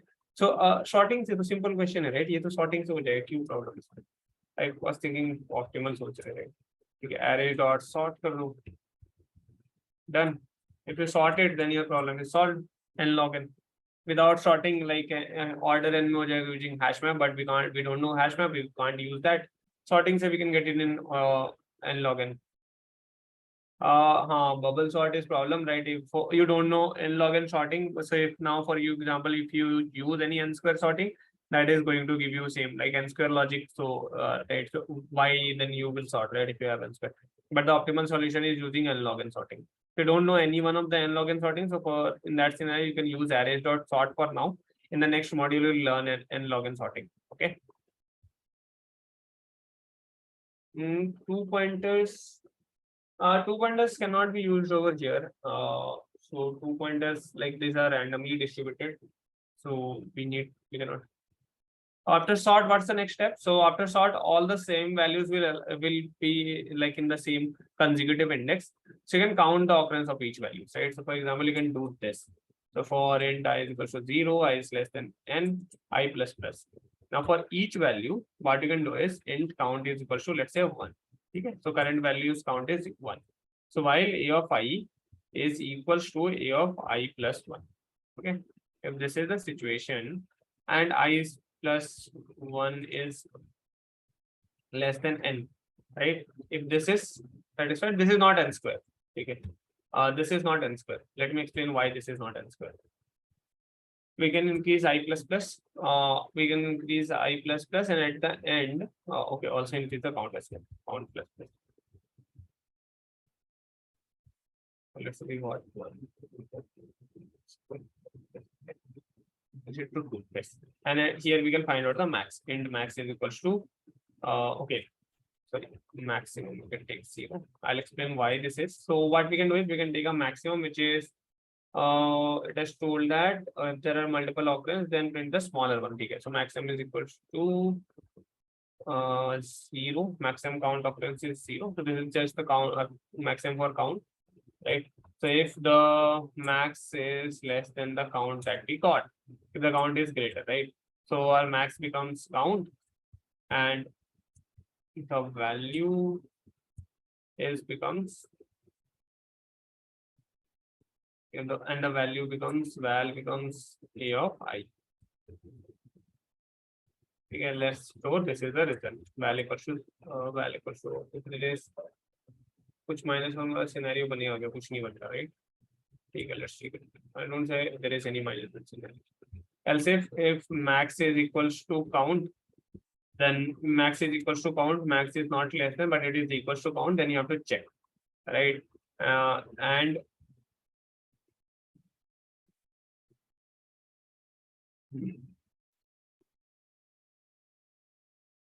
else if it is equals to count and the value that you have currently is greater than a of I, then your value will be changing to the smaller one. Value is equals to a of I. Okay. Now finally you return the result, which is val, and this would give you the result. Now this logic is order n. Why this is order n? Let me explain you that. I explained you this in one of the duplicates question, but I guess you all forgot it. ये order n logic है. This is not an n square logic. Sir compressed string में था, लेकिन वो code run नहीं किया sir. Compressed string में था, right? लेकिन सर वो कोड रन नहीं कर रहा है sir. So that is because of string concatenation, right? वो उसमें problem नहीं है. But सर वो problem तो solve हो गया था compiler का, फिर भी run नहीं कर रहा है. चलो we'll check, we'll validate this कि ये वाला सर और एक क्वेश्चन था सर, और एक इवन और शॉर्ट था सर, वो तो पता नहीं है सर, असाइनमेंट में क्वेश्चन था एक. ठीक है, so let's check. ठीक है, so why this logic is order n? See, so what we are doing is when so in this this loop, right? Have we started a new variable and we are traversing? No, we are increasing the same I. हम same I को increase कर रहे हैं, right? So think it in this way. So assume that you have an array, right? How many times we are visiting any cell value?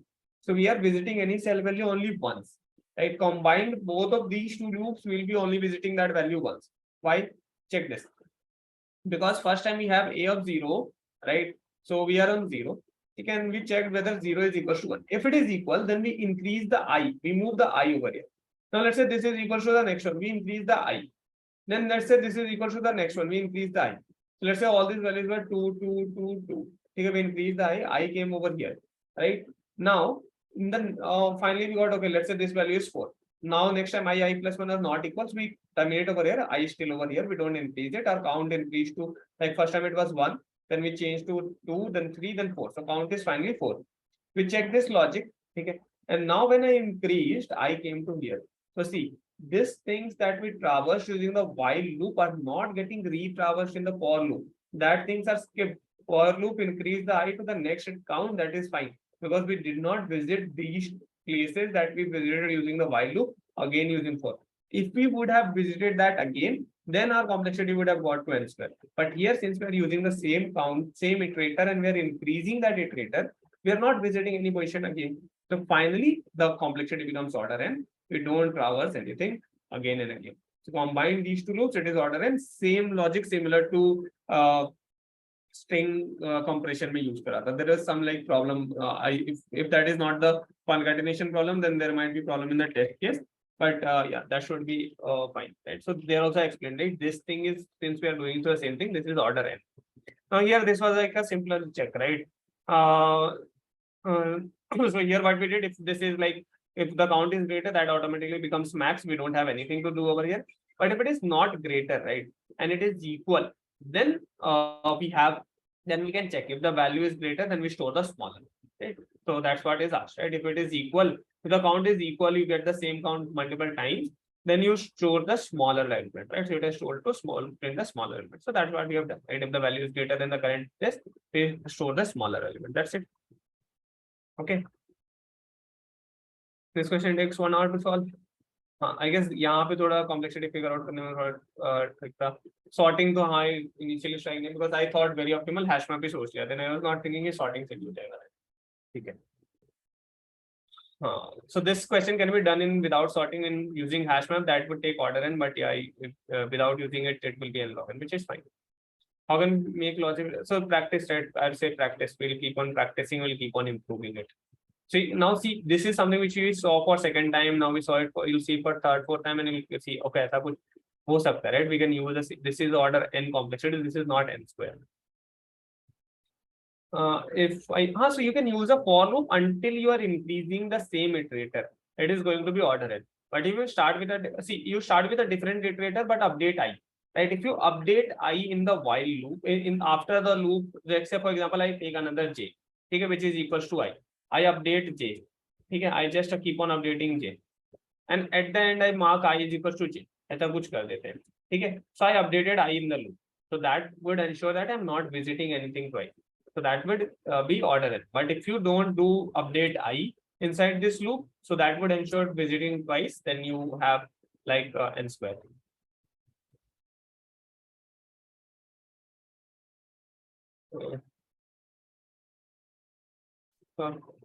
Lead code, I used to keep the same target that I gave you, right? 10 questions a day.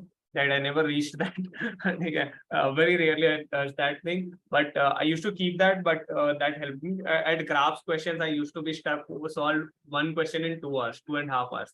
Right? So it used to take that much amount of time. Deep dynamic programming question used to take even a lot amount of time. Now after teaching it, now it becomes easier. So because I'm explaining how I think, that becomes easier. To be honest. Graph is hard. No, Sir. Hard. Yeah. Hello, am I audible? Yes. Sir, just I'm sending a question in the chat. Can you tell me the complexity? Yeah, I have just sent. It's a question in the complexity section of the assignment. This one, the one that you have sent 0 to n, 0 to n. Yeah, two loops running.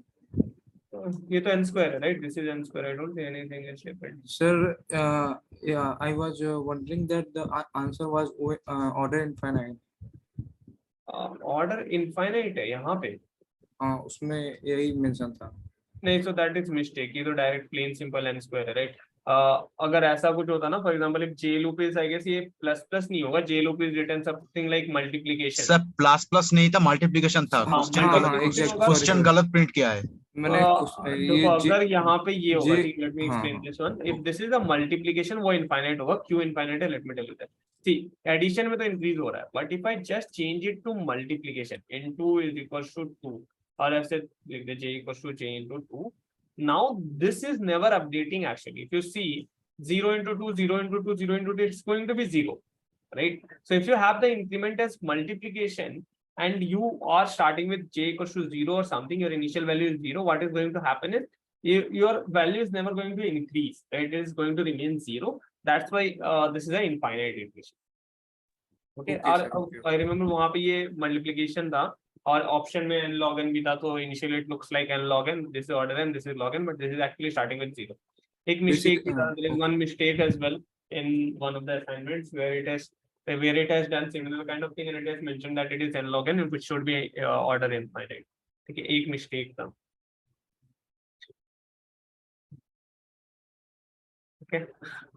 Okay, understood. Okay. Now this is easier.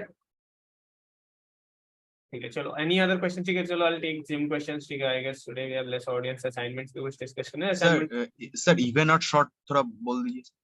even not short ये है क्या? Bucket short assignment में question था sir. अच्छा ठीक है. Even not I also don't remember. चलो let's try to figure out what is even not short. ठीक है I remember इसको brick shot किसी को बोलते हैं right? हाँ सर ब्रिक शॉट. हाँ हाँ ऐसा ही कुछ ब्रिक शॉट राइट. हाँ I read it right. इसमें कुछ तो I remember click करा था. Let's not just see the logic of this. We'll implement this ourselves. So basically it's a variation of bubble sort. The algorithm is divided into two phases, odd and even phase. So algorithm runs until the array elements are sorted in each iterations in the two phases, odd and even. Odd phase will perform the bubble sort on odd index numbers, and even phase will perform the bubble sort in even index number. इससे क्या फायदा होगा? N square आएगा. Why someone created this? So this is not giving any background of it. So okay, let's check for another. So see,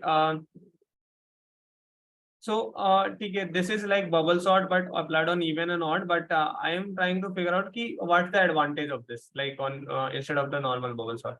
Originally parallel processor with interlocution. Sir अगर advantage नहीं है तो बना है किस लिए ऐसा? I guess हाँ होगा. That's what I'm trying to think, right? ऐसे code layer पे advantage नहीं होगा, but might be something related to processors where we can use sort both of them parallelly ऐसा कुछ. Calculate the function comparing even odd pairs in the element in the list. A pair is a wrong order and is switched. The next step is repeated sorting on first. Array is a parallel processor one variable.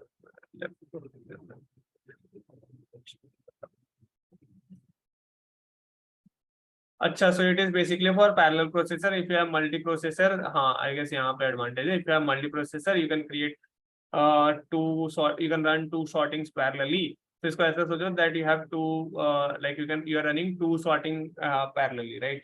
So it will sort two things. But in case of our case, it will be basically so in this case, our case, it is not going to give us any advantage. There is proof of correctness that it has proved of why this is going to like be in lesser number of steps than order and complexity takes order and steps. So it is n square complexity. Complexity wise it remains same, but just that for parallel processor we might have like get a better one. Take a same thing, I guess. So it is false, right? So same logic, you know, that we are running this loop for first, just that we are running it for even index, then we are running it for odd index. Okay. So just we have broken it into two parts. I'm just thinking of even. अच्छा, consecutive numbers ही compare करा चाहिए even को even के साथ compare नहीं करा. It will not be a problem. I don't know इसको ठीक है. There is some mathematical proof that this is actually going to work in parallel processing system. Our processing system ने तो work करेगा ही करेगा, because see, I'll tell you what it has done. Is this there in assignment? No, so is gym. Sorry, gym में है ये question. चलो let me explain this one. Bubble sort ही है. ऐसा assignment में है सर, gym में नहीं. हाँ ठीक है. So ठीक है, so this is then bubble sort ही है, just that we have broken that bubble sort. I opened this. Okay, let me share this one first. So this is today's contest discussion. You will get this link in the in this portal as well. Sorry, in along with the recording, you get this link. So let's discuss this one. Okay? So there is some mathematical proof that they are telling that on parallel processor systems it would work fine. There won't be like concurrency issues. All those things नहीं आएगा.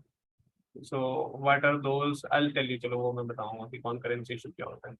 So I work on a collaboration system. So I have like I know these kind of things in real world are very theoretically it is very good, but when we apply these things into real world, this doesn't work in this way, right? Because there is a thing known as concurrency, and which breaks a lot of things.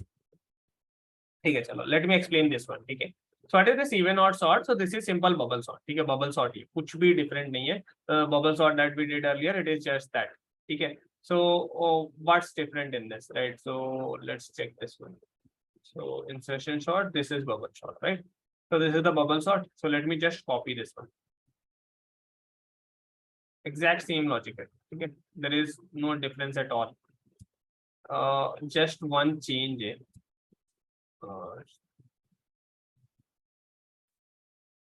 So we can uncomment this part. And what it has told that instead of doing this right in one loop, right? What it is told, instead of doing this in one loop, do this thing in two loops. Okay, इसको दो loop में करो. Same no swap वाला logic भी है इसमें. So that is optimized global sort. In best case, it would check it to order n. And it has just told that run this loop once from पहला वाला once है ना. First one is going to run forward. So here it won't even matter, right, whether you are running it from 1 or 0. But in case like in concurrency scenarios, it वो matter करेगा. So it has told that you can increase it by 2. And here you run it from 0 and you increase it by 2. So basically you are visiting all the index. Okay. Same thing, you are visiting all the index, but just that in the first one you are visiting the you are starting with odds and you are increasing by 2. So you are doing for odds, and the second one you are doing it for evens. Rest all the logic remains same. You are doing two consecutive elements compare. If they are out of order, you just swap them. Just that. Okay. So if we run this,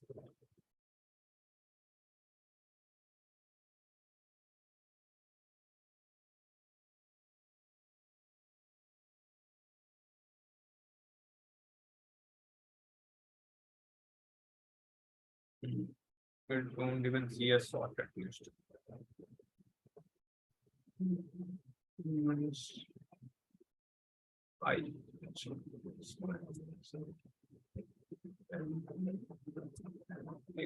Let's just firstly run it till n. Okay, then this would be also n minus 1. This should be n minus 1 of n per n. And I'm not sure whether it would bring n minus 1 large sort. See, now this is working fine, right? So just run it for n times and this should be fine. Okay, so now this is basically, I'll explain this. So there is a question known as bricks, even out sort, or this is also known as brick sort. Okay. In our case, this is no, इसका कोई usage नहीं. I'll tell you when this is claiming that this would be useful or this might be useful. Okay. Let me just refresh. So there is too many bugs on Chrome nowadays. The loader doesn't go away. The page keeps on loading forever. YouTube, there are glitches. Or things going to production. Okay, let's check this one. See. So what we have done over here is, so we have basically. Have you all used the new edge? Anyone has used the new edge? So that is way better, right? If you once start using the new edge, now you will never switch back to Chrome, right? That's so good. Okay, try it out if you have not yet, and you can save your lot of time on this loading screen. There is a lot of, so architecture wise it runs completely different. Why people don't switch? Because like it's just inertia, right? So it's just inertia. So when Chrome was good, people were using Internet Explorer, right? People were so used to having Internet Explorer that they never used Chrome. Now Chrome has become like very absolute, and they cannot improve it because of the way Chrome works. Now Edge is better, just that people are inertia now, but actually it is Chrome's. If you see the user base, Chrome's is decreasing and Edge is gaining ground. So people are realizing that Edge has become faster as compared to the Chrome of the current version. I don't use Chrome, right? I just keep it to basically for the right now for class, because I don't have work profile logged in here. Otherwise, my work notifications keeps on coming on the Edge browser. Right? So that is like that that irritates me sometimes. So that's why I use this one. Yes. So yeah, so that's a general like engineering thing, right? If you look into that, how it is built, so that is different how it works, right? No matter I work, even if tomorrow I join Google, right, I might be using Edge there because I prefer using the best It's software because it saves time, right? Chalo, let's look what this is doing. So this is just bubble sort. Okay, first of all, this is just bubble sort. The entire logic is bubble sort. What it has done, it has told that run 2 loops, right? 2 loops. And why will we run 2 loops? Why not 1 loop? So it has told that the run 1 loop which will run for even index, and we'll run another loop which will run for odd index. Okay. So the first loop is running for odd index. So it is running for 1, 3, 5, 7, 9, 11, and so on. Okay. The second loop is running for 0, 2, 4, 6, 8, 10, and so on. Okay. So these are like all the index in which we are running. So basically it is running for all the index 0, 1, 2, 3, 4, 5, 6. Just that we have broken it into 2 loops. Right. What is the advantage of it? There is no advantage for us right now, because we are using a single thread system. Our code runs in a single. So our basically it's a single code. It runs in the same way. But it is telling that it is claiming that this sort is advantageous in case of you have multi-processor or parallel processor. Right. For example, nowadays you might have heard that this system is multi-processor, this has parallel processor, this has 4 core CPUs or something.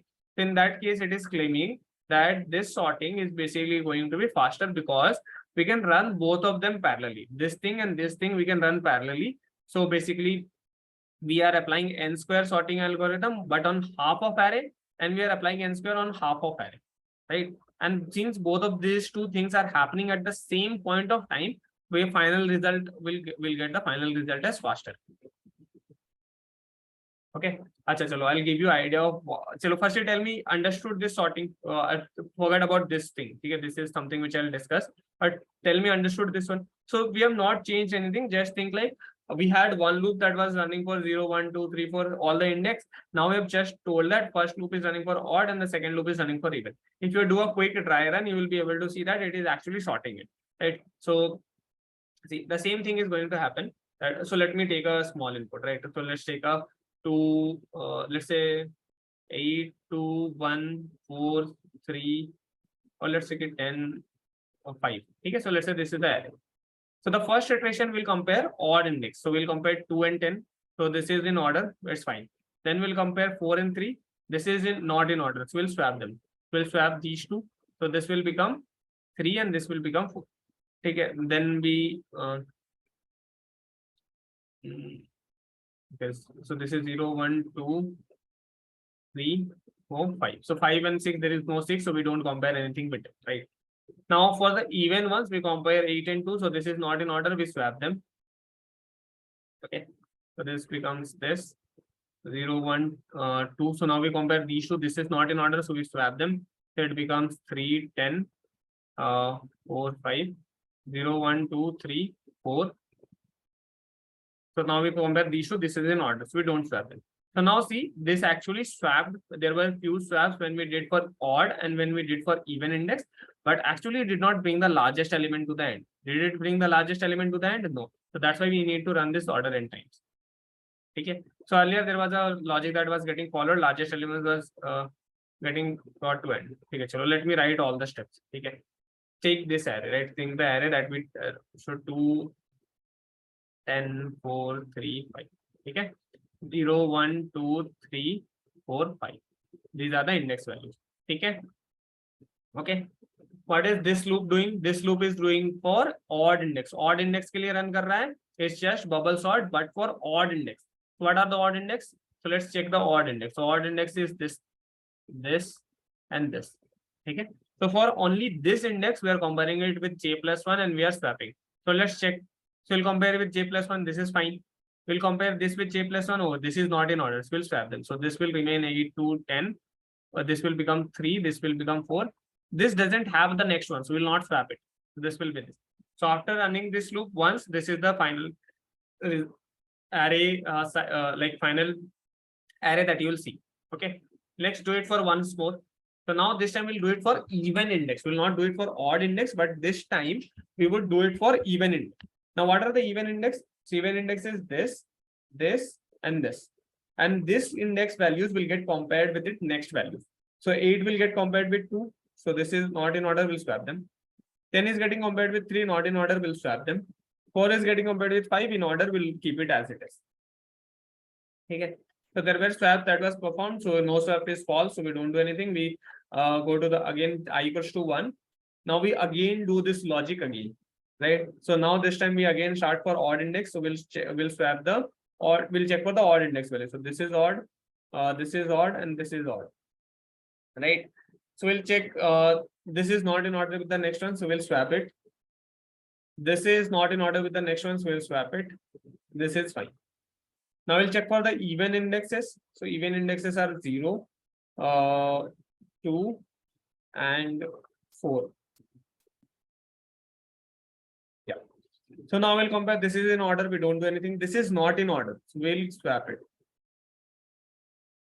This is not in order, so we'll swap it. Okay. So finally, you're seeing that we are somewhere getting close to the sorted array. If you do it for order n times, you'll finally get the sorted array. We did it for 2 times. You can do it for 4 more times. You'll get the sorted array. No, but this is, what is the complexity of this loop? What is the complexity of this loop? This is order n. Why? This is running for n by 2 and this is running for n by 2, right? So n by 2 plus n by 2, this is order n times, right? This is not nested. These 2 loops are just added, right? Complexity gets added. Now this order n loop is running for n times, which makes the final complexity n square. Understood?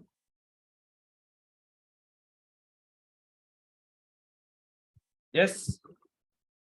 Okay. Now I'll tell you a few things, right? Since I have worked on concurrency. This is like the thing which I built, right? If you have seen loops, you would have got the idea. The biggest challenge is to have concurrent users, right?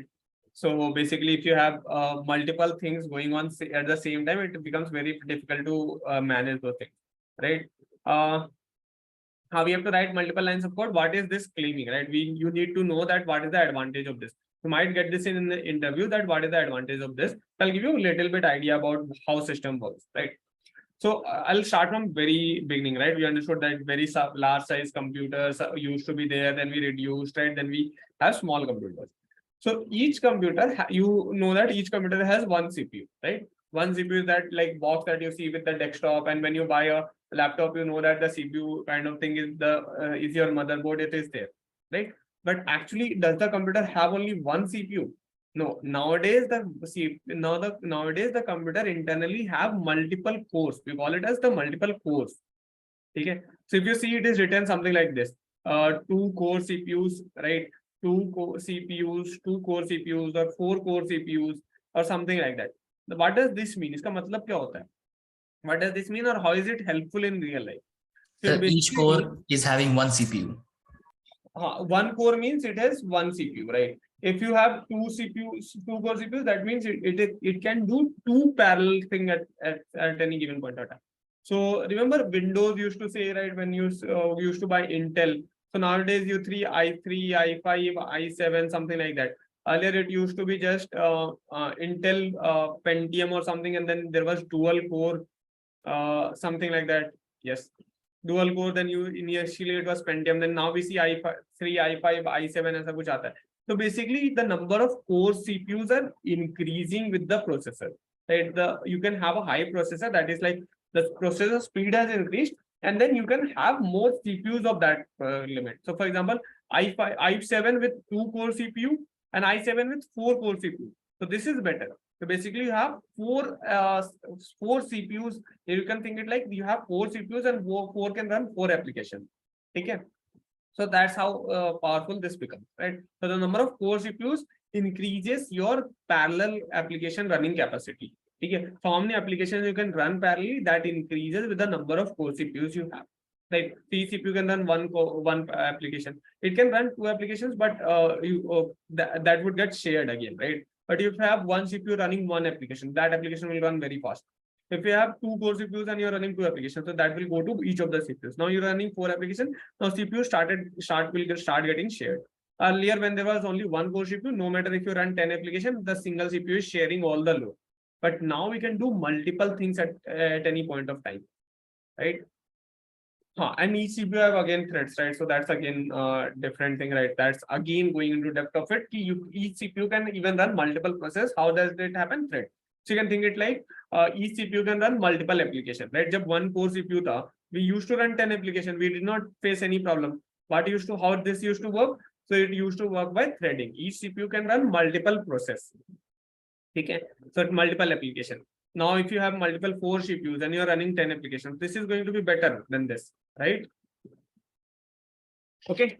So, yeah. So now this algorithm is basically claiming that you can run these two logics parallelly, and it has proved using that mathematical concept that you are going to get sorted result and there won't be concurrency issue. Concurrency issue क्या होता है पता है? See, so concurrency issue is, let's say we both have access to this array. Okay, I'll tell you in the very simple term. Okay, what is concurrency issue? So this is 2. Okay. 0, 1, 2. This is fundamental of lot of software engineering, and like you will actual life you will get this problem a lot of times. So let's say this is an array. Now you try to update this array at exact same point of time from 2 different places. Okay. So let's say you try to update this exact same time from 2 different places. Okay. So let's say you are updating this position from let's say you are updating it, you have, and there is one more person A2 who is also updating this, and you both have updated at the same time. Whose result should be over here? Now same thing is over here. Let's say why is this a problem over here, and why? So there is like kind of, it has claimed that this logic is not going to so there is no later one, right? Because both of them are doing at the exact same time. The time is same. If I put the timestamp, so both of them time is exactly same. So what do you do in this situation? So you can, like, if the time is different, you can if the time is different, you can do like whichever last right wins, right? We follow the last right wins. That can be your strategy, right?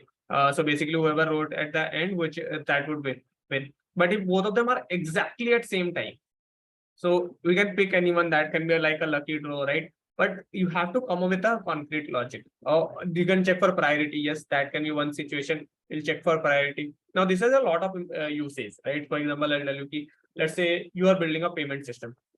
So you can pay through your bank account from tens of different places, right? You can use your UPI. You can use your net banking. You can use your like NEFT, IMPS. So many different kind of transactions are there, right? Now let's say you perform 2 transactions from 2 different devices from the same account at exact same point of time, right? So does it ever happen you go like your final reflected balance is different? No, it never happens, right? So those things are handled, right? Now in this situation, when we are running it parallelly, so that might be one thing. Higher amount first. No, it doesn't work that way, right? So it basically doesn't allow you to perform one edit operation if other edit is in process. So for example, if this edit is in process, it will keep this edit, no matter both of them came at the same time, it will perform one of them first and then the second one. Okay. And it is done in such a way that your final result is same. So, acha, or example, chalo. How many of you have used Google Docs? Google Docs use kara everyone? Yes, everyone, right? Someone. Okay. So let's say you and your friend has shared a Google Docs. You both have shared a Google Docs, and you both are writing at the same place. So let's say your cursor was also here, other person's cursor was also here. So you have A over here, and other person also writes a B over here. Let's say. So now what is the result that you see at the same at here? What's the result? You wrote A, other person wrote B. So see, either, well, both of them has written. So let's say the time was different. There was slight difference in time. So whoever wrote at the end, last right wins, right? So assuming that you might see A or you might see B, depending on who wrote late. So let's say the person writing B wrote late, so you might see B. Okay. There might be another situation as well where Google Docs is not actually overwriting this. Google Doc is basically merging both of them. Okay. So whichever operation it is considering as first, it is showing that as first, and the whichever operation it is considering second, it is showing that as second. So let's say it considered B as first, you'll see BA, or if it considered A as first, you'll see AB. Right. My friend is lazy, will write last. Okay. Okay. Now what this? So there are a lot of concurrency parallel scenarios that's there, that happens, that breaks. Now it is claiming that this logic is going to work fine for all concurrency scenarios. I am very much doubtful that it is going to happen without using things like critical condition or all those things. So there is a lot of things that we have to take care. But in practical world, this is like a theoretical proof of correctness. This is given. but in practicality, it is going to be a little bit more challenging than written over here. Okay.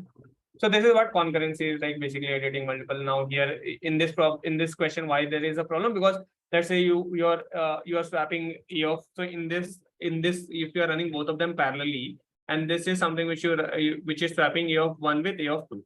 Okay, odd index is getting swapped with 2, and in this logic you are swapping A of 2 with A of 3. So now what is the order of swap that will happen? Can both happen at the same point of time? So let's say both. So let's say A of 1 is, so let's say these three values are 2, 3, 5, or something like that, and this swap is happening. Okay. So this swap is okay. Let's take this is. Achha, let's take something which follows both the conditions. Okay. So let's take this is 10, this is 5. So this is not in order. This is also not in order. So this should also swap. So now let's say you swap this. So fine, like you are swapping this, you should be seeing 5 and 10.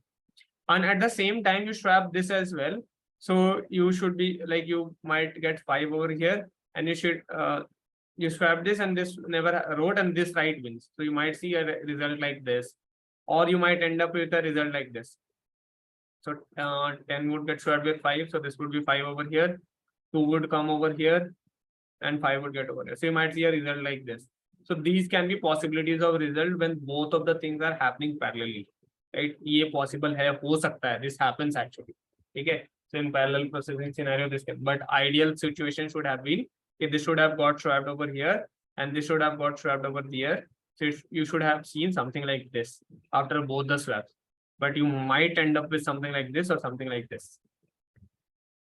Okay. Real world में this doesn't work as theory, right? So it is different. Okay. So if this question, if you get this question like this, it might end up with, like in your interview, it might go to like a operating system question where or JavaScript question where parallel threading or single threaded or asynchronous threading, all these things will be asked as the follow-up for this question. Okay.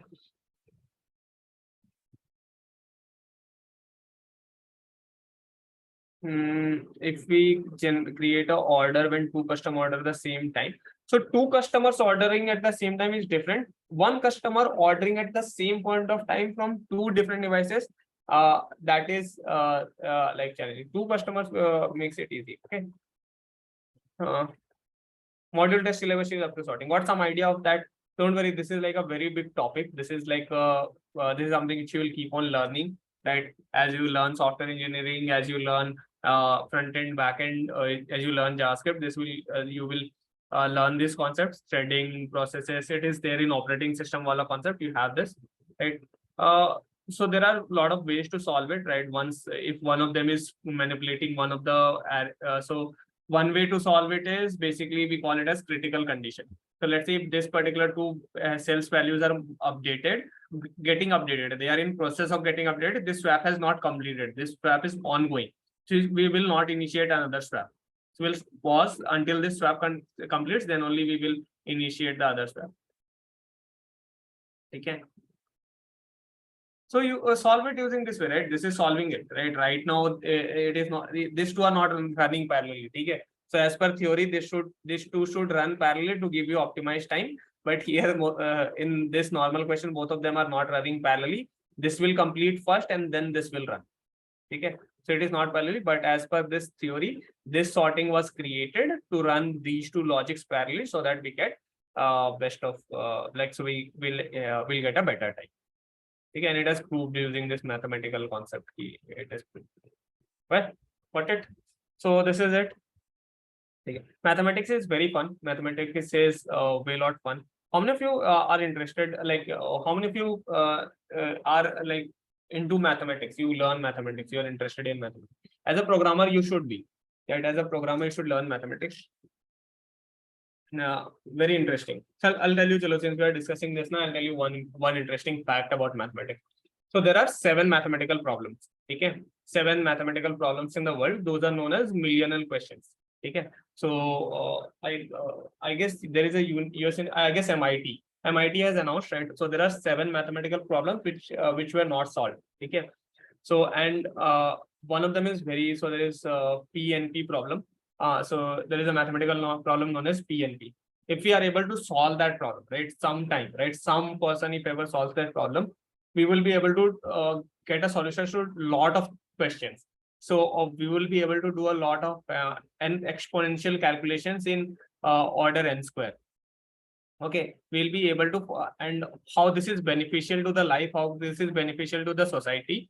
If we reduce that exponential calculation to n square, we would be able to find out the cure for a lot of diseases, including cancer, including HIV, or all such diseases which are not curable right now. We don't have medicines to cure those diseases. We could find those solutions out, and that could be done using programming. Okay, so see how vast implications programming can have. We can have like AIs which are very, very fast, super fast AIs. We can build automated cars that would help us get to next level of world that you see, right? Math ka bio se kya lena dena, right? So that's a question. So I'll give you a simple thing. So basically, when you form a medicine, right? So it is basically a combination of lot of drugs, and you have to figure out whether that is going to work or not, right? Now, making all those permutation and combination is very, very time taking. So even if you saw, right, if a logic goes to 10 to the power 4, 10 to the power 5, 10 to the power 6, then it increases, and beyond 10 to the power 8, then it is increasing exponentially, right? It goes to 10 second, 100 second, 1000 second, 10,000 second, 1 lakh seconds, and so quickly it increases. Now let's say you have to do a calculation which you can not do in less than 10 to the power 30. Okay, so how much time is 10 to the power 30 going to take? Probably hundred of years, more than hundreds of years. So now if you start a machine which is making all those combinations today, you will get the result after 100, 200 years, right? Or 500 or even 1000 years. That much amount of time it will take. But if you somehow figure out, if you can write that 10 to the power 30 logic in n square, that is 10 to the power 5, 10 to the power 7, or let's say 10 to the power 12 as well. So you'll get it within few years, right? So that's how powerful it can be.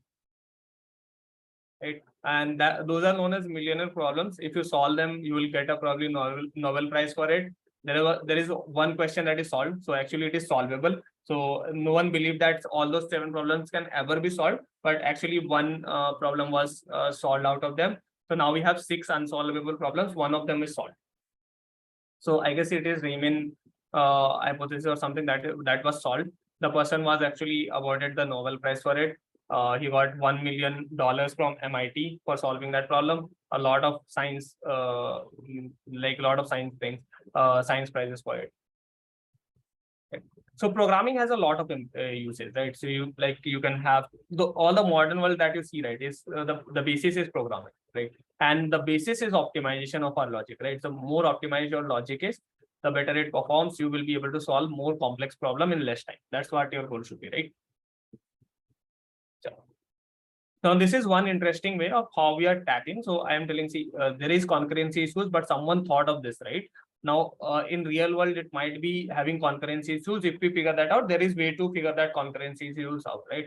Now, this is one way we are breaking our logic into 2 things, and we are using 2 core CPUs to get a better time, right? Now, see, our logic cannot be improved further this. We could not improve the bubble sort further it, but we try to take advantage of multi-core system. So हमने hardware का use किया. We use the hardware to solve a logical problem, right? And if we do it for n log n or like order n logic, it would even become better, right? So this is one very good example for which shows like a lot of things. How you can use hardware to get optimized. Why can't you optimize it beyond a particular point using software, right? Okay. So we'll keep on increasing the processing power. It will become 10 to the power 8. Will someday become 10 to the power 9, and someday will become 10 to the power 10. But that takes a decade. So this shift from 8 to 9 will take a decade. Okay. So this shift from 9 to 10 will take another decade. Okay. So somewhere after 200 years, we might be able to solve those problems given the hardware capabilities increase, and we cannot improve the logic. Because so hardware increase हो जाए, so that will solve our problem. But logic wise, we did not improve that. Okay. That's why companies, yes. So that's why Intel cannot tomorrow say Okay, I'll stop then. I will. So, okay. I'm going to lot of discussions on computer science, but this will spark your interest on this. Okay. Have ever wondered why there is no other processor like Intel or AMD? There are only two companies that makes processor. One is Intel, other is AMD. Why there is no other companies who can make it? Why there is no startup? Why there is no big tech companies like Google, Microsoft? No one creates it. Samsung doesn't create it. Samsung even Apple buys processor from Intel and AMD. Apple even doesn't create their own processor. They buy it from Intel. So Apple creates the entire hardware, but the processor is of Intel or AMD, right? I guess they have switched it. M1 processors, now they have created M1, but M1s are also derived from Intel processors that they used earlier, right? Now they have, like, after so many switches, they have used their M1 processors. But again, M1 processors are derivations from Intel, right? So there is a lot of things that they have used from like the Intel processors they used to work. So in masses, there is only two, right? Either you have Intel or you have AMD. Apple used to also use Intel, and they used to feel like this is one of the very big costs that they are having. So they tried to create one. They created M1, which is very good, right? If you have used MacBook Pro that is having M1, which is very good. I use that, so that's a very good processor. But that is again a lot derived from Intel, because these two companies are way ahead than anyone. If we begin today, right, or if any other company which has tons of money to invest on research, they would be years behind Intel in doing it. Whatever Intel has learned over years, and they have patents, and they have like intellectual rights, and they have their learnings from 30-40 years, that cannot be learned by anyone in like few years, right? That cannot be done. So Intel has a lot of IP properties that they protect, and how they create processors, and they would always be ahead. So now Intel is creating the processor that you would be using 5 years or 7 years or 10 years after. And Intel is right now creating it, right? Snapdragon, yes, Snapdragon does it for mobile, right? Snapdragon and Qualcomm does it for mobile, right? Qualcomm also creates processor, but that's for mobile again. You don't have yes. They have knowledge when the very first processor, remember 8085, first my mass scale processor, 8085, that was there. It is there even in like computer science, electronics may be 8085 processor, that was 8085, 8086 microprocessor, microcontrollers. That was the very first processor. Taiwan is creating semiconductor, not processor, right? Semiconductor is different. It is used in processors, it is used in microchips, but not that. Right. So they basically are improving it. They will sometime they will get to even more better. So that's why this is a very big very big problem to create startup in this space. You would generally not even see any startups in this space. Even Samsung tried it, they failed miserably. Apple tried it, but they had to rely on Intel. They use M1, but there is a derivation of Intel. Right. Similar for Microsoft on operating system, right? You don't see any good alternative of Windows. Why? Because Microsoft has built Windows, and it has like around 1975 something they started building Windows. Now it has been almost 50 years, right? And so whatever Microsoft has learned over 50 years, right? It is not possible for any company to learn that in 10 years or 5 years, right? So every update of Windows that you see from 10 to 11 in like couple of years, 5 years, 11 to 12, you'll see in, let's say, in 3-4 years. That is not just 3 years of work that we created that Windows. That was Windows 11, 48 years, and then 3 years additional on the top of that, right?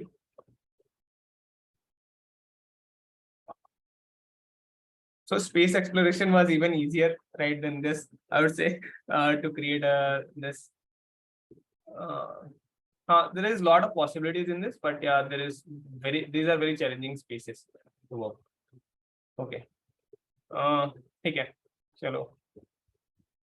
Now, since you all are like the next generations programmers, you should know this. Okay, so this will spark your interest, right? Once you know this programming, once you understand all these things, then you'll think what the bigger problems to solve, right?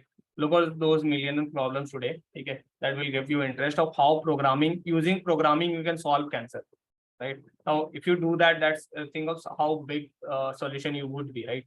Now, that's not a mathematical program. You can figure out the logic using programming as well. But if you get it, if you somehow figure that logic out, right? And since one of them was solved, So it shows that it can be solved, right? It is not such that none of the 7 can be solved. Since one of the problems was solved, it gives more hope that other 6 can also be solved, right?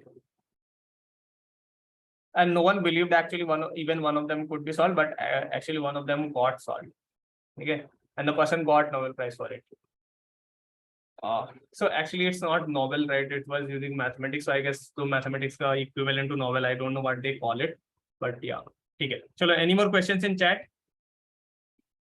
Anything? I'll not go for this assignment discussion because I want to discuss with the entire class. So we'll pick up tomorrow. Take Hello, one sir. more to complete it. Yes. एक खतरनाक नाम लिया था आपने sir, एक algorithm का नीचे लिखा हाँ, हुआ वो है। मैंने लिखा है सीगो फिर वो क्लास के साथ डिस्कस करते हैं, ठीक है। So this is to find out prime numbers in an array or prime numbers in a range. So basically this is to find out prime numbers in a range. Chalo, I'll give you idea, ठीक है। I'll explain this, I'll not write the logic. Okay, see, so what is this? So let's say I tell you to find out the prime numbers in the range of 1 to 10,000, ठीक है। चलो 100 or 10,000, something like that. Now what will you do? So you will run a loop for 10,000 times. You will check whether that number is prime or not, and you will print it. Yes. So running a loop for 10,000 times, or let's say order n. This is not 10,000 times, order n. You'll run a loop for order n, 1 to n, and then you'll run another loop for 0. So let's say this is I, which is running for 1 to n, and the j loop you'll run from 2 to square root of I, right? There's something you will run, and then you'll say, okay, if this flag is equals to false, and you'll take a flag and you'll compare whether it is basically prime or not. This is something which we did right now also, right?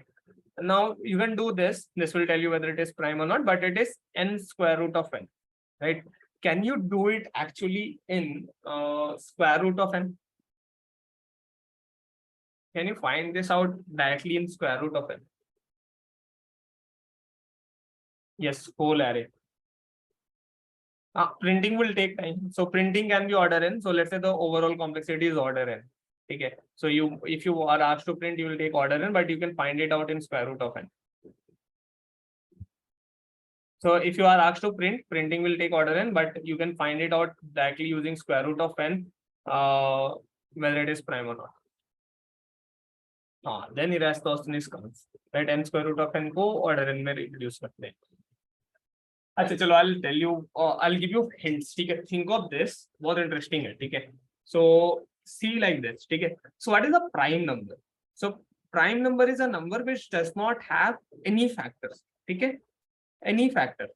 Or what are the factors of a number? So the factors of a number are generally prime number, right? So if you break the factors of any number, it will come out to be the multiplication of prime numbers. ऐसे सोचो. Think it like this. Let's say you have the number as 24. So what are the factors of 24? So you have 1, 2, 3, 6, 8, 12, 24. Yes. So these are the pure factors, which are prime numbers. Okay. And these factors are nothing but combination of prime numbers. So this is 2 into 3. This is 2 into 2 into 2 into 2. Okay. We also have 4. So 4 is again 2 into 2.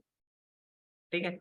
This is 2 into 2, so 2 multiplied 6 times, or 2 into 6, which is again 6 can be broken, right? So this is also can be broken. So these are nothing but combination of these three factors. Now, why you cannot form these three factors with any other factor? Because these are prime, right? Now, any such number which has factors, it is going to have prime factors. Okay? Any numbers which has factors, any number of factors, that is definitely going to have factors, because you, if it has, let's say 10 factors, you can break 6 or 5 of them to its prime factors. So all these factors can be eventually broken down into prime factors. So each number, if it is non-prime, will definitely have some prime factor. Agar wo prime number hai, then it doesn't have any factor, right? So you don't have to check for anything. So it doesn't break into anything, right? So this doesn't break into anything. This doesn't break into anything.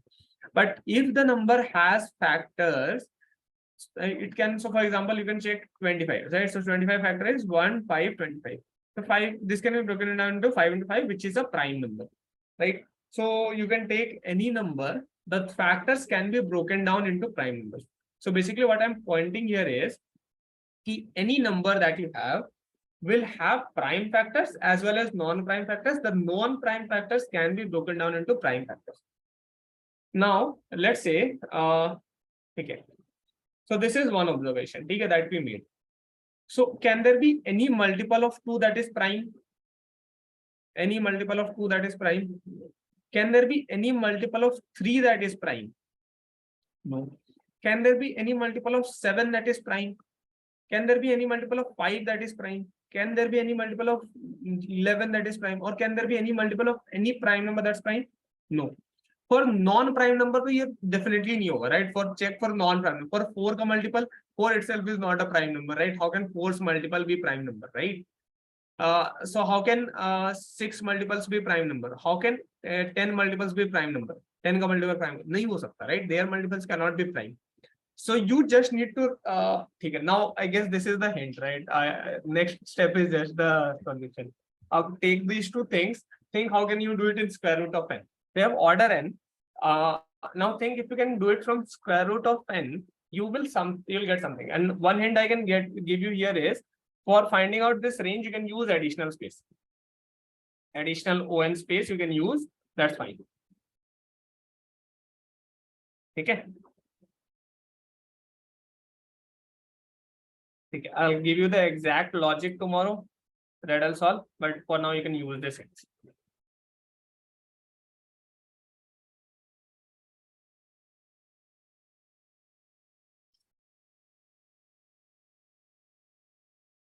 Yes. Yes. If you don't have to print the answer, if you just have to store it in a particular array, you can even get it in square root of n. If you have to print them, then printing is order n, right? That's for that you need to travel that array. But yeah, now you can figure out, think of it. You are almost correct, Nitish. Somewhere correct, right? Almost correct, I'd say. Yes, I guess this would give you idea, right? बहुत easy. Solution is very easy. Just small observation on prime numbers. And using additional space, you can get this, and you can even reuse it. Okay, now think of it. How will you get it? How will you use it? Okay, and if you are asked to print, if you are allowed to print, like if you have no problem printing any number multiple times, then basically, no, not multiple times. Yeah, that would be. If you are asked to print non-prime, that you can even square root of it. And square root of whatever. I guess we'll check on this. I guess complexity in square root of n होगा या order n होगा. I guess order. ठीक है.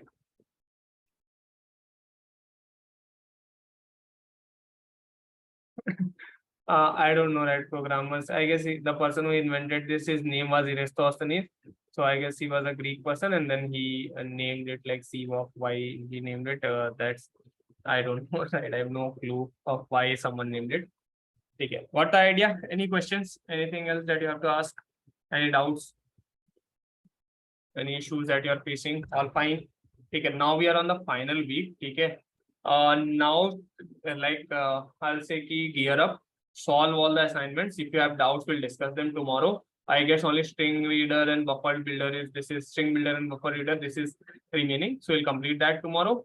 Actually, you have one more question. You want hints on?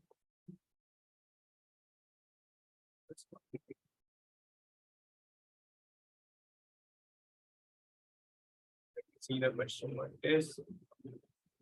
So distinct palindromic substring. Yes, this I have not discussed. This I'll discuss. Right, the sorting was remaining. I'll solve this question with class. Don't worry. This is something which I'll solve in my life. Sir, Pascal triangle का भी एक question था sir. Pascal का I have discussed it in one of the class. If you want. और एक question था sir Pascal का. दो question था Pascal का. अच्छा Pascal का एक और है. ठीक है. So if that is in assignment, वो assignment में. Assignment. ठीक है. So we'll discuss it tomorrow with entire class. Okay. Okay. Any more doubts? Anything else? No. Okay. ठीक है. Solve more questions. Do the assignments if you have done. जो doubt है sir, 2-3 question assignment से doubt है sir. ठीक है, तो वो तो हम कल सॉल्व कर लेंगे. ठीक है. So 1 hour लगेगा. String builder and buffer reader, move not more than 1 hour, and then 2 hours will solve questions. Remaining we have 3 revisions apart from that. So इस week 4 classes होंगे. I guess till 30th we might get classes.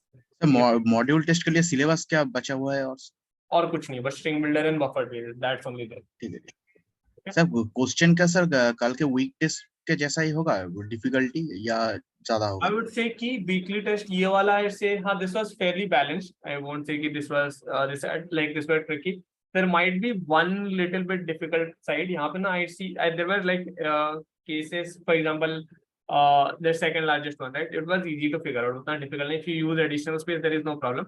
You might get one question where you have to think a lot, right? वहाँ पे थोड़ा सा think करना पड़ेगा. Otherwise, that's fine. But that would be like something on topic, like for example, which we have solved, like traversal on 2D matrix or diagonals, or let's say we did strings, right? So on string or string, something 2D arrays or sub arrays, something जो हमने solve करा है, not something, no new concept that we have never touched. It would be on the concept that we have done, just that it might be little bit tricky or little bit difficult, but yeah. I would expect similar kind of level, but here there was one, like strings were not there, string builder was not there, 2D sub arrays, all those things were not there in this. So those questions might be there, which is little bit more difficult than this. Okay. New algos like binomial theorem or stuff, we never know, right? Ourselves, we sometime need it and then we learn it, right? That's the only way I have seen. There is no list of algorithms that I can say you can learn this. If, for example, subarray, there was a cadence algorithm, right? There is a very famous one, everyone uses it, so that optimizes a lot of problems. We discuss it, right? So if we feel like in any question I feel like there is one algorithm that we can discuss, we'll do that. Now there is no way to know about like a new algorithm. If we have all those questions curated in the platform, you most likely will sometimes hit one question and where we'll need this algorithm and we'll explain it. We'll learn it. When will be the module interview test? So that is like within that weekend. So within Monday you get the new classes. So I won't expect it to. It would be generally on that Sunday or Monday, right? At max, within that weekend, right? So you have this weekend probably where you will be having your module test. Its first is, so I guess the new module starting on 5th, which is Wednesday. So Saturday, Sunday, Monday. I guess these 3 days is you are going to this. Loop target audience. There is no target audience. I also asked this question once. It's like for everyone, people who want to collaborate, right? Who want to collaborate, who don't have a fast collaboration thing, and who are already using things like Teams, Outlook, mails. They can use it very. They can integrate things like it into its chat or mail, that makes it even more powerful. Right? Complete all module questions to get into the module. So there is a minimum criteria of 50%, but yeah, if you have like if you have reached 50%, that's fine. But I'll say ki complete all of them. Or not assignment. Gym is for your practice, right? Gym has infinite question that will keep on adding. We will like try to complete all of them. We'll see how much we can, right? So gym is something which you can do after the module is over as well, right? जो coding interview में question आएंगे वो coding interview में at least you like need to give some idea, right? अगर most optimal भी नहीं आ रहा है, then you can give like n square if you're not getting n log n, right? You can try to optimize it. At least you should give one solution, right? That's something you should be doing. So like at least the brute force one, right? Which we say ki at least the solution that would work, not the best time, not the best space. And then you can think of optimizing it. If you did not do optimization on all the questions, that can be fine. But getting one solution, you should be getting at least one solution for the problem.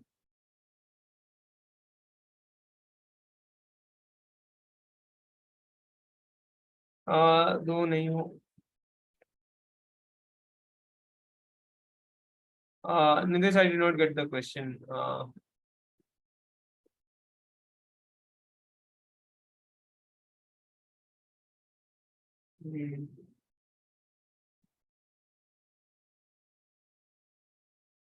It's for official not. So right now it's like a preview thing, right? You will get a student version very soon, right? So that won't be there. So it gradually rolls out, right? So it's a preview now. Everyone can use it, student or non-students, anyone can use it. Later it would be having a student version, like, and it would even come with Office 365, so you don't have to take anything additional. Right? Mine does. There is one 1v1 interview and one coding question, or just one more. So one 1v1 interview, so one coding interview and one module test, right? So your module test is having 3 questions similar to how you have now, And your 1v1 interviews are like same line size, same theory. We might get 1 or 2 coding questions to solve. Might ask interview, might ask to optimize, right? The things that I've been telling you, right? You get the question, you solve it in n square, you optimize it. Interview asks you to reduce space.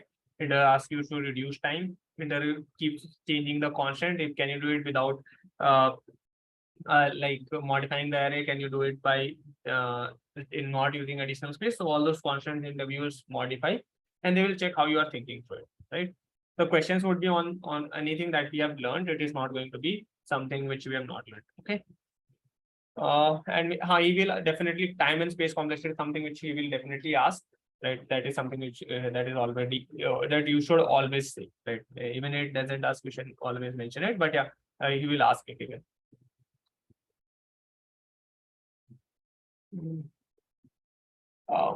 Mobile as app. On web there was web there was less usage of collaboration on mobile right now. That's why it is not there.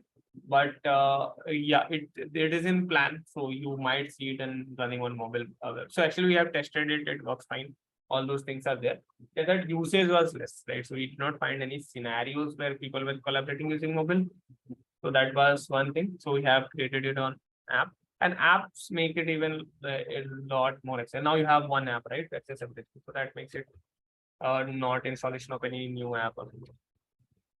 So it will come in your office app in some time. It will come in your office app in few times. You don't have to like. So mobile app is for more like. You can think it like students, right? You can think it like your sticky notes, or you can think it of like a docs app or something, right? So for that you have the mobile app. But yeah, you or office app would be fine. Office app going forward, you will support it. It already supports it, but right now you don't see it, so it will support it. All those things would happen. So wherever you want, that will become accessible. More devices, more places, more browsers. So that those will come right gradually. I don't decide features, right? I discuss with PMs, right? So there is a lot of features we have like planned for 10 years, like 5 years ka features to abhi se plan hai ki kya ban raha hai, right? So yeah, that also might be there, right? So no such bar in the list of chat if I want to locate something. In Zoom, Shiva, what are you talking about? Okay, so everyone, I'm done with today's thing. If you have like anything to discuss, I can wait for another 5 minutes, or we can call it for the day. Thank you, everyone. See you all tomorrow. Loop is very interesting, right? So I also like feel it very interesting. We are very challenged to build it, right? So that's something we are learning, we are building. Okay. Thank you, everyone. Yeah, today we discussed a lot of things.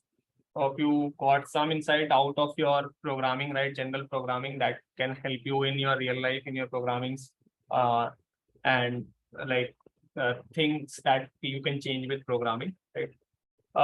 Okay, do practice your DSA questions, solve the gym, right? Assignments, everything. See you all tomorrow with new doubts, new questions, and we'll discuss them. Thank you, everyone. Good night. Bye-bye. Take care.